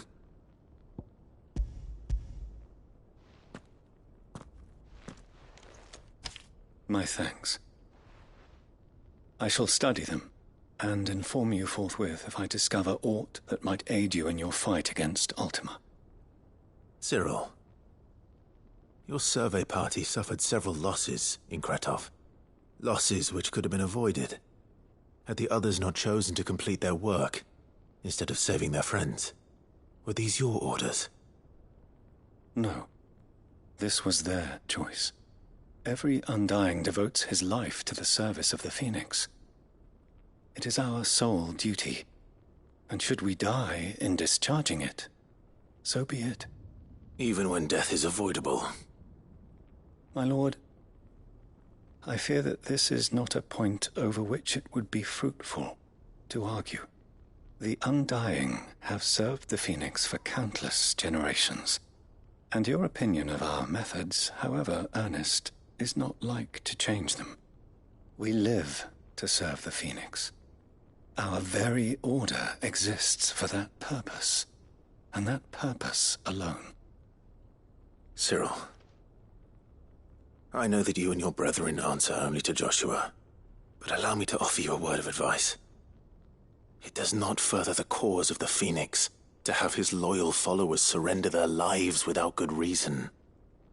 Provide your survey parties with an escort, that they might live to do their duty for years to come. Think not only of how you can serve the Phoenix, but how Joshua would want you to serve him. Please. For all our sakes. I thank you for your advice, my lord. If you will permit me to respond, our faith in his grace, Joshua Rossfield, is absolute. And we of the Undying will do what we believe is right to fulfill our duty unto him. As first shield to the Phoenix, I am sure you understand what it means to do one's duty. I do.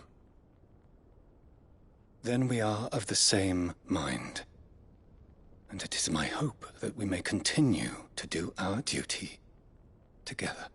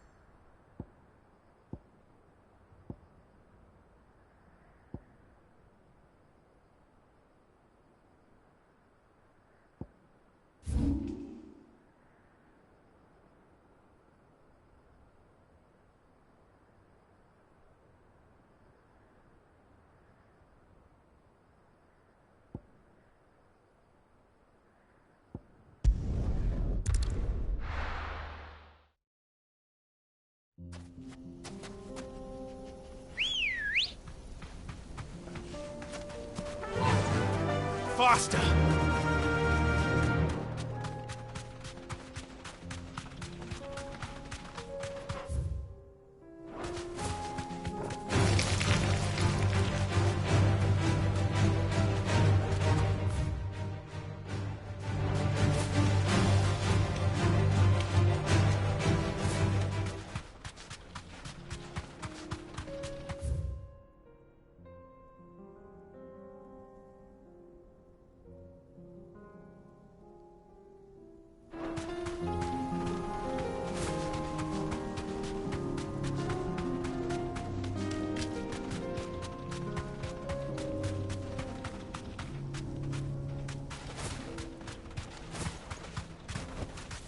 No need to ride from here.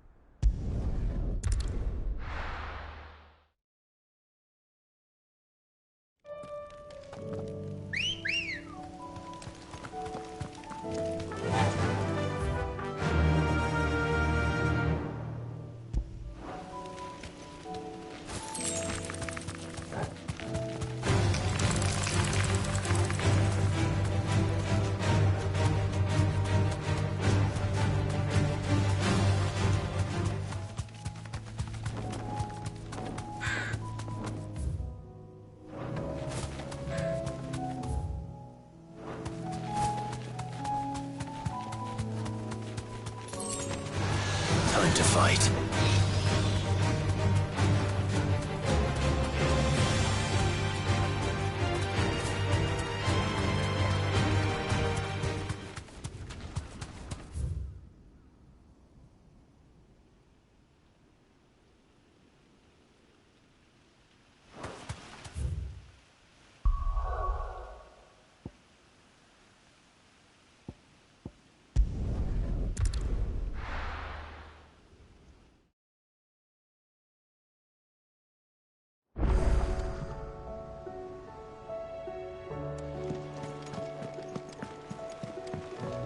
I suppose you've got quite the tale to tell.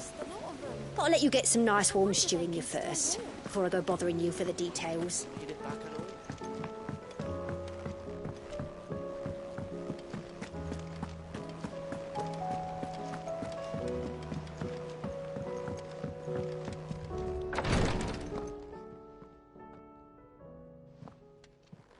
How are you feeling, Joshua? Better than I was. But not nearly as well as you should be. Your cuts and burns may have healed, but your body still bears the burden of every spell cast. And what would you have had me do? It was no ordinary foe we faced. It was the Warden of Darkness. Yet still, it was not enough. The king could have ended me at any moment, but instead chose to toy with me like a curl does a mouse. You underestimate yourself. Oh, it was crystal clear. Only one man established his dominance that day, and that man was Barnabas. I'm sorry, brother. That was ill-spoken. It's just, I have never felt so powerless. And when so many are looking to us for strength, perhaps the prince feels the same.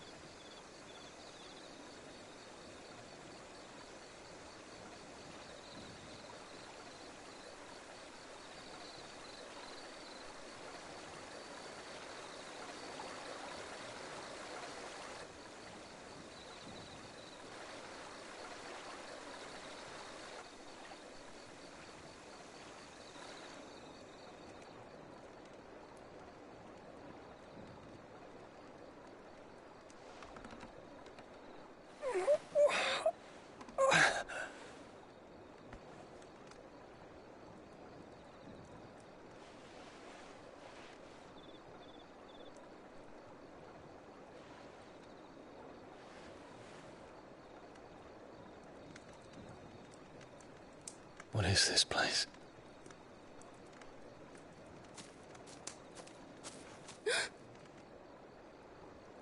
Don't move.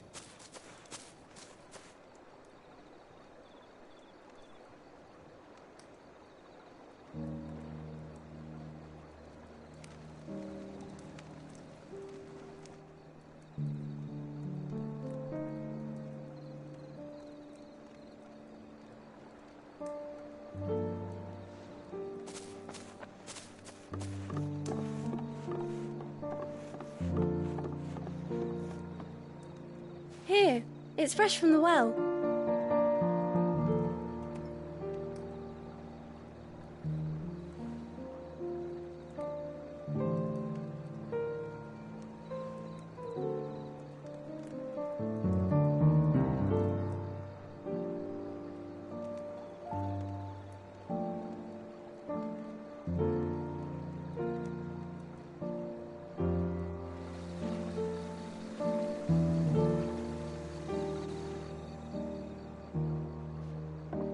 Grandmother told me spirits sometimes get lost, and that the lanterns guide them to their proper place.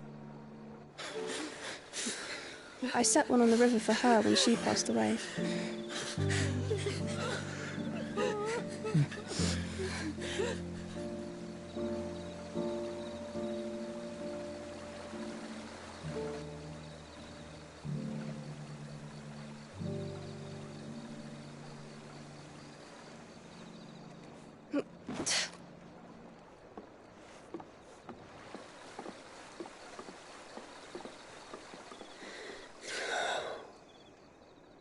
The fiend works from the shadows.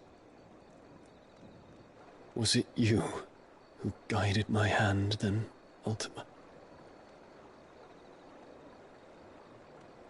No, not you. This is my doing, my fault, my sin to bear. And for it, I must atone. Your hurts are healing nicely. It was my poultices that saw you well. You make them? And sell them, or try to. Earns me enough for bread, most days. Forgive me. I have nothing to... I know, but I couldn't just leave you lying there.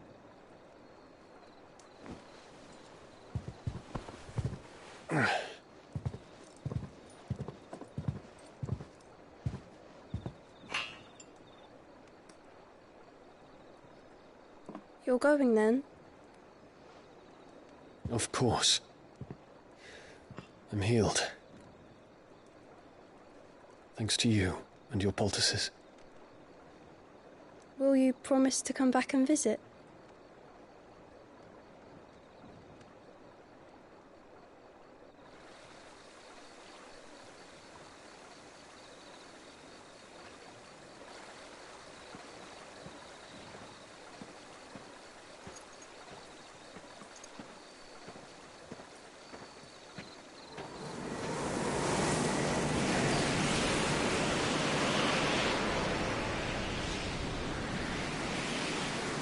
Well, Phoenix, it would seem that I owe you my wings.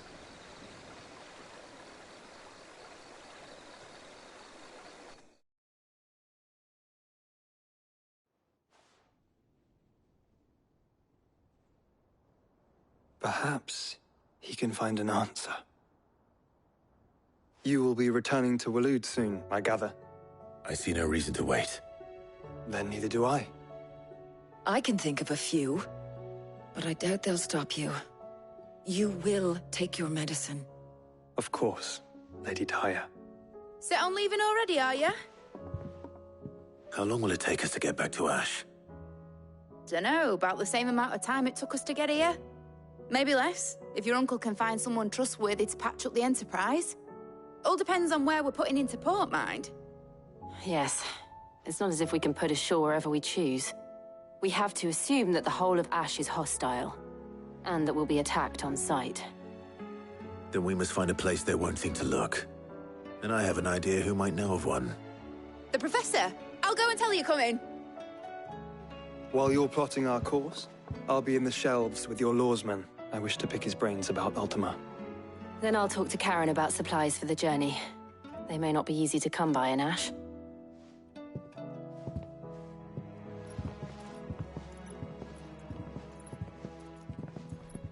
Your brother's body won't take much more of this recklessness. You know that, don't you? I do. You've seen more of the world these past 5 years than most do in a lifetime. It's a shame you never had a moment to enjoy it.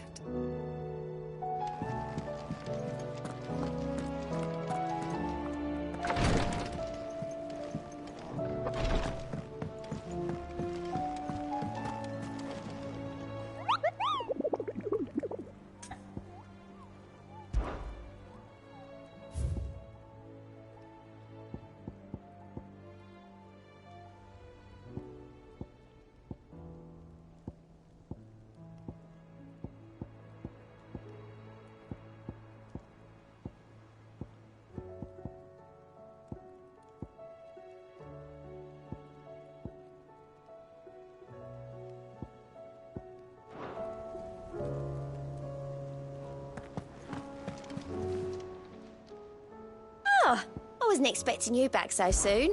Here's everything we've received and everything promised. All yours.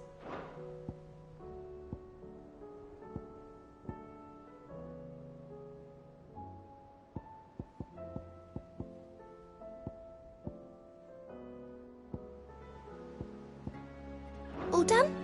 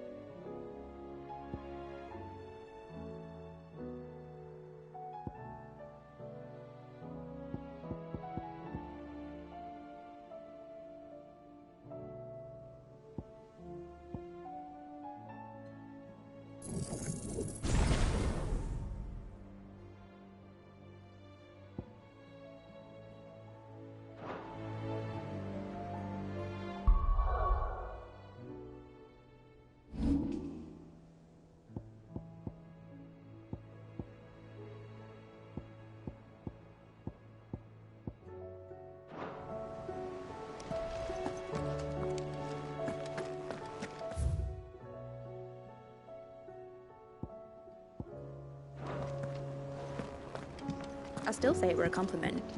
Say. Ah, Clive. I was wondering when you'd arrive. Please tell me you've come to take our young prodigy here off my hands. I'm not here for Mid. I need information on Ash.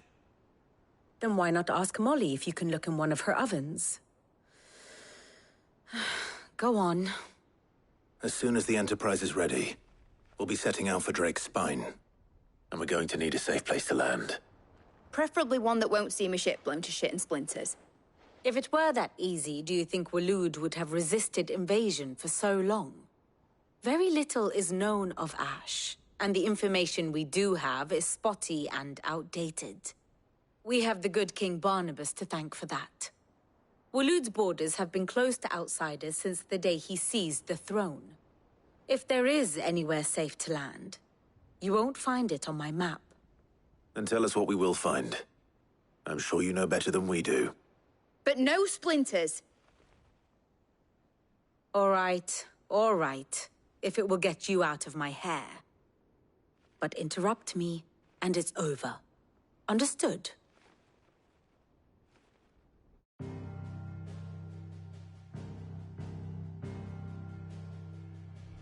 Barnabas Tham, the one they call the Last King. Understand him, and you will understand the kingdom of Waloed. Barnabas was only a boy when he arrived from beyond the southern seas, and barely a man before he united the ragged tribes of Ash. And having unleashed them upon the formidable Veldemark, he set his throne upon the ancient kingdom's ruins.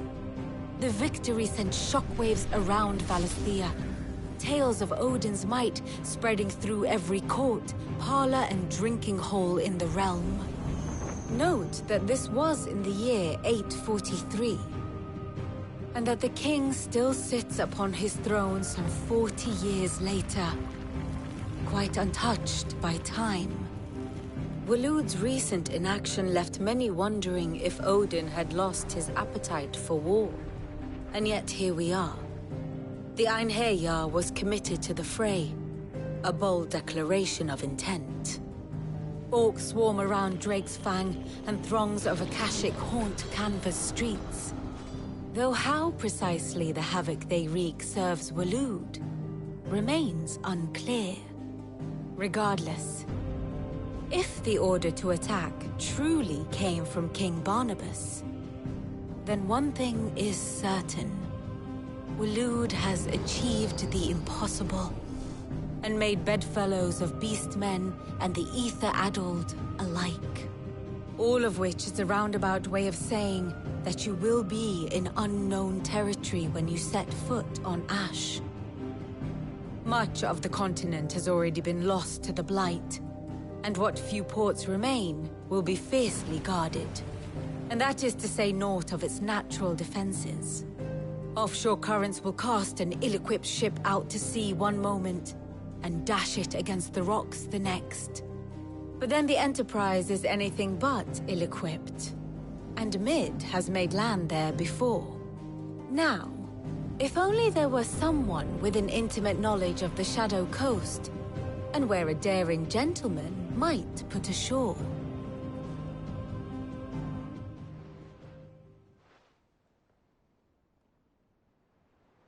You see, Clive, you had the answer all along. Do you think you can get us back to that beach, Mid? Picked you up from it, didn't I? Not that it were easy. The currents were a right bastard. But then, if it wasn't hard, it wouldn't be worth doing, would it? Well said. Thank you, Lady Vivian. If a few morsels of common knowledge and a sprinkling of tavern talk are worthy of your thanks, I wonder what genuine intelligence might earn me. Probably more visits. Mid, I need everyone in the ale hall now. I'll fetch Joshua from the shelves. Aye, aye, Captain.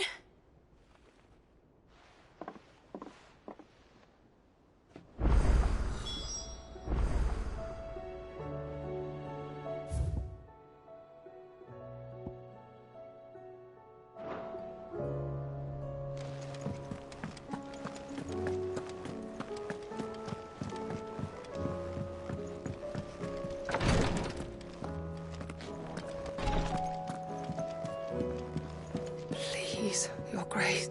My Lord Marquis. Yote, is anything the matter? You seem troubled. Perhaps I might be able to help. My lord. Yes. Perhaps you might. It's your brother. His condition continues to worsen, though he does his best to hide it. The lesion on his chest pains him more with each passing day. I had feared as much. There are certain elixirs which can ease the suffering of those afflicted by the curse, but... But His Grace's case is severe. The drafts I have been able to prepare for him thus far have ceased to have any real effect. So I consulted with Tarja and certain of my comrades among the Undying about the possibility of finding something stronger. And thankfully, a recipe was found. The only problem being that the critical ingredient is exceptionally hard to come by, and our supplies are almost exhausted. Unless we can secure more soon, your brother's anguish will likely become unbearable. My lord, I know that I have no right to make demands of you. But would you help? For Joshua's sake.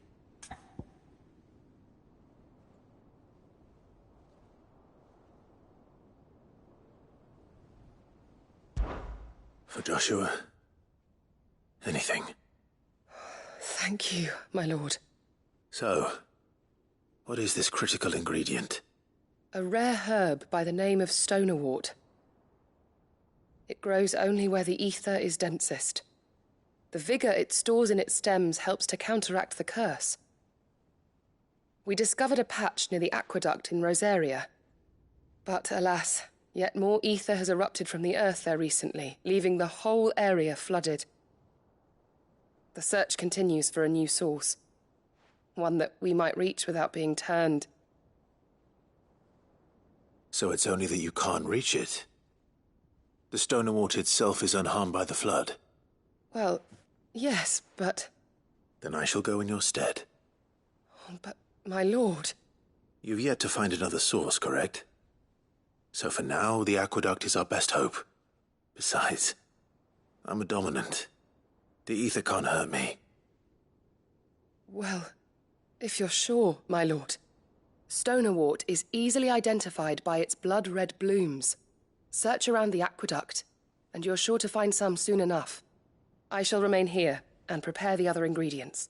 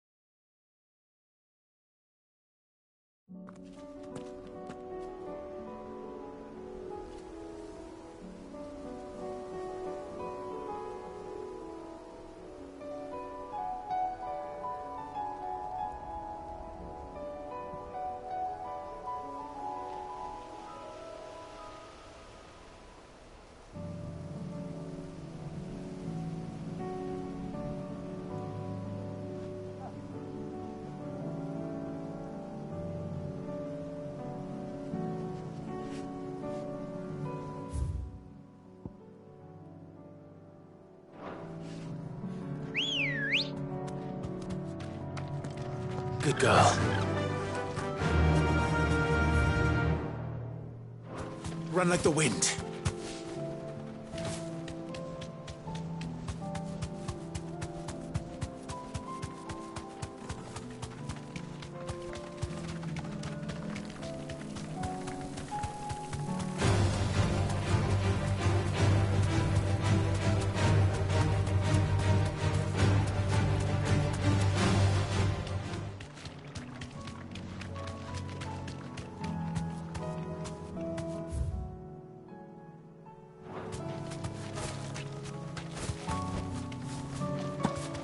Here's the aqueduct. Now to find our stonewort. Yote mentioned blood-red petals.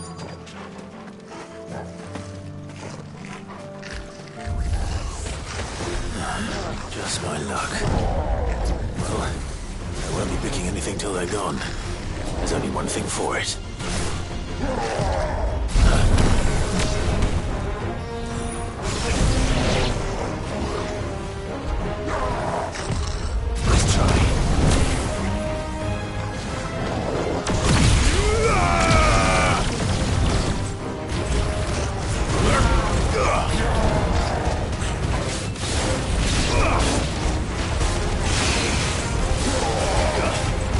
Too slow.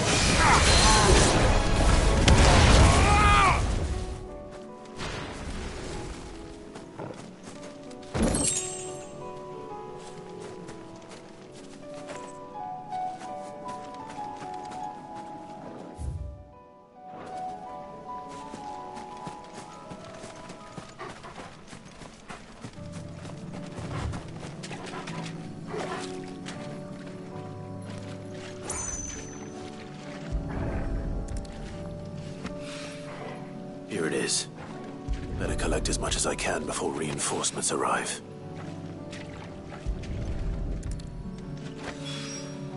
All right. That should do it. Let's get these back to Yotei.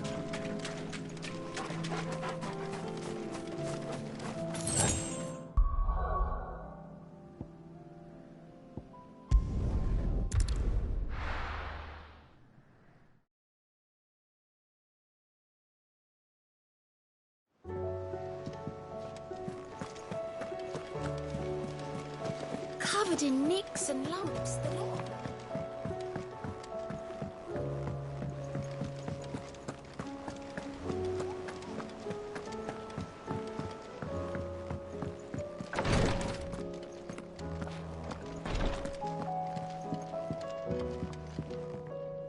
Yotei, I brought back all the stone and water I could find. Will this be enough?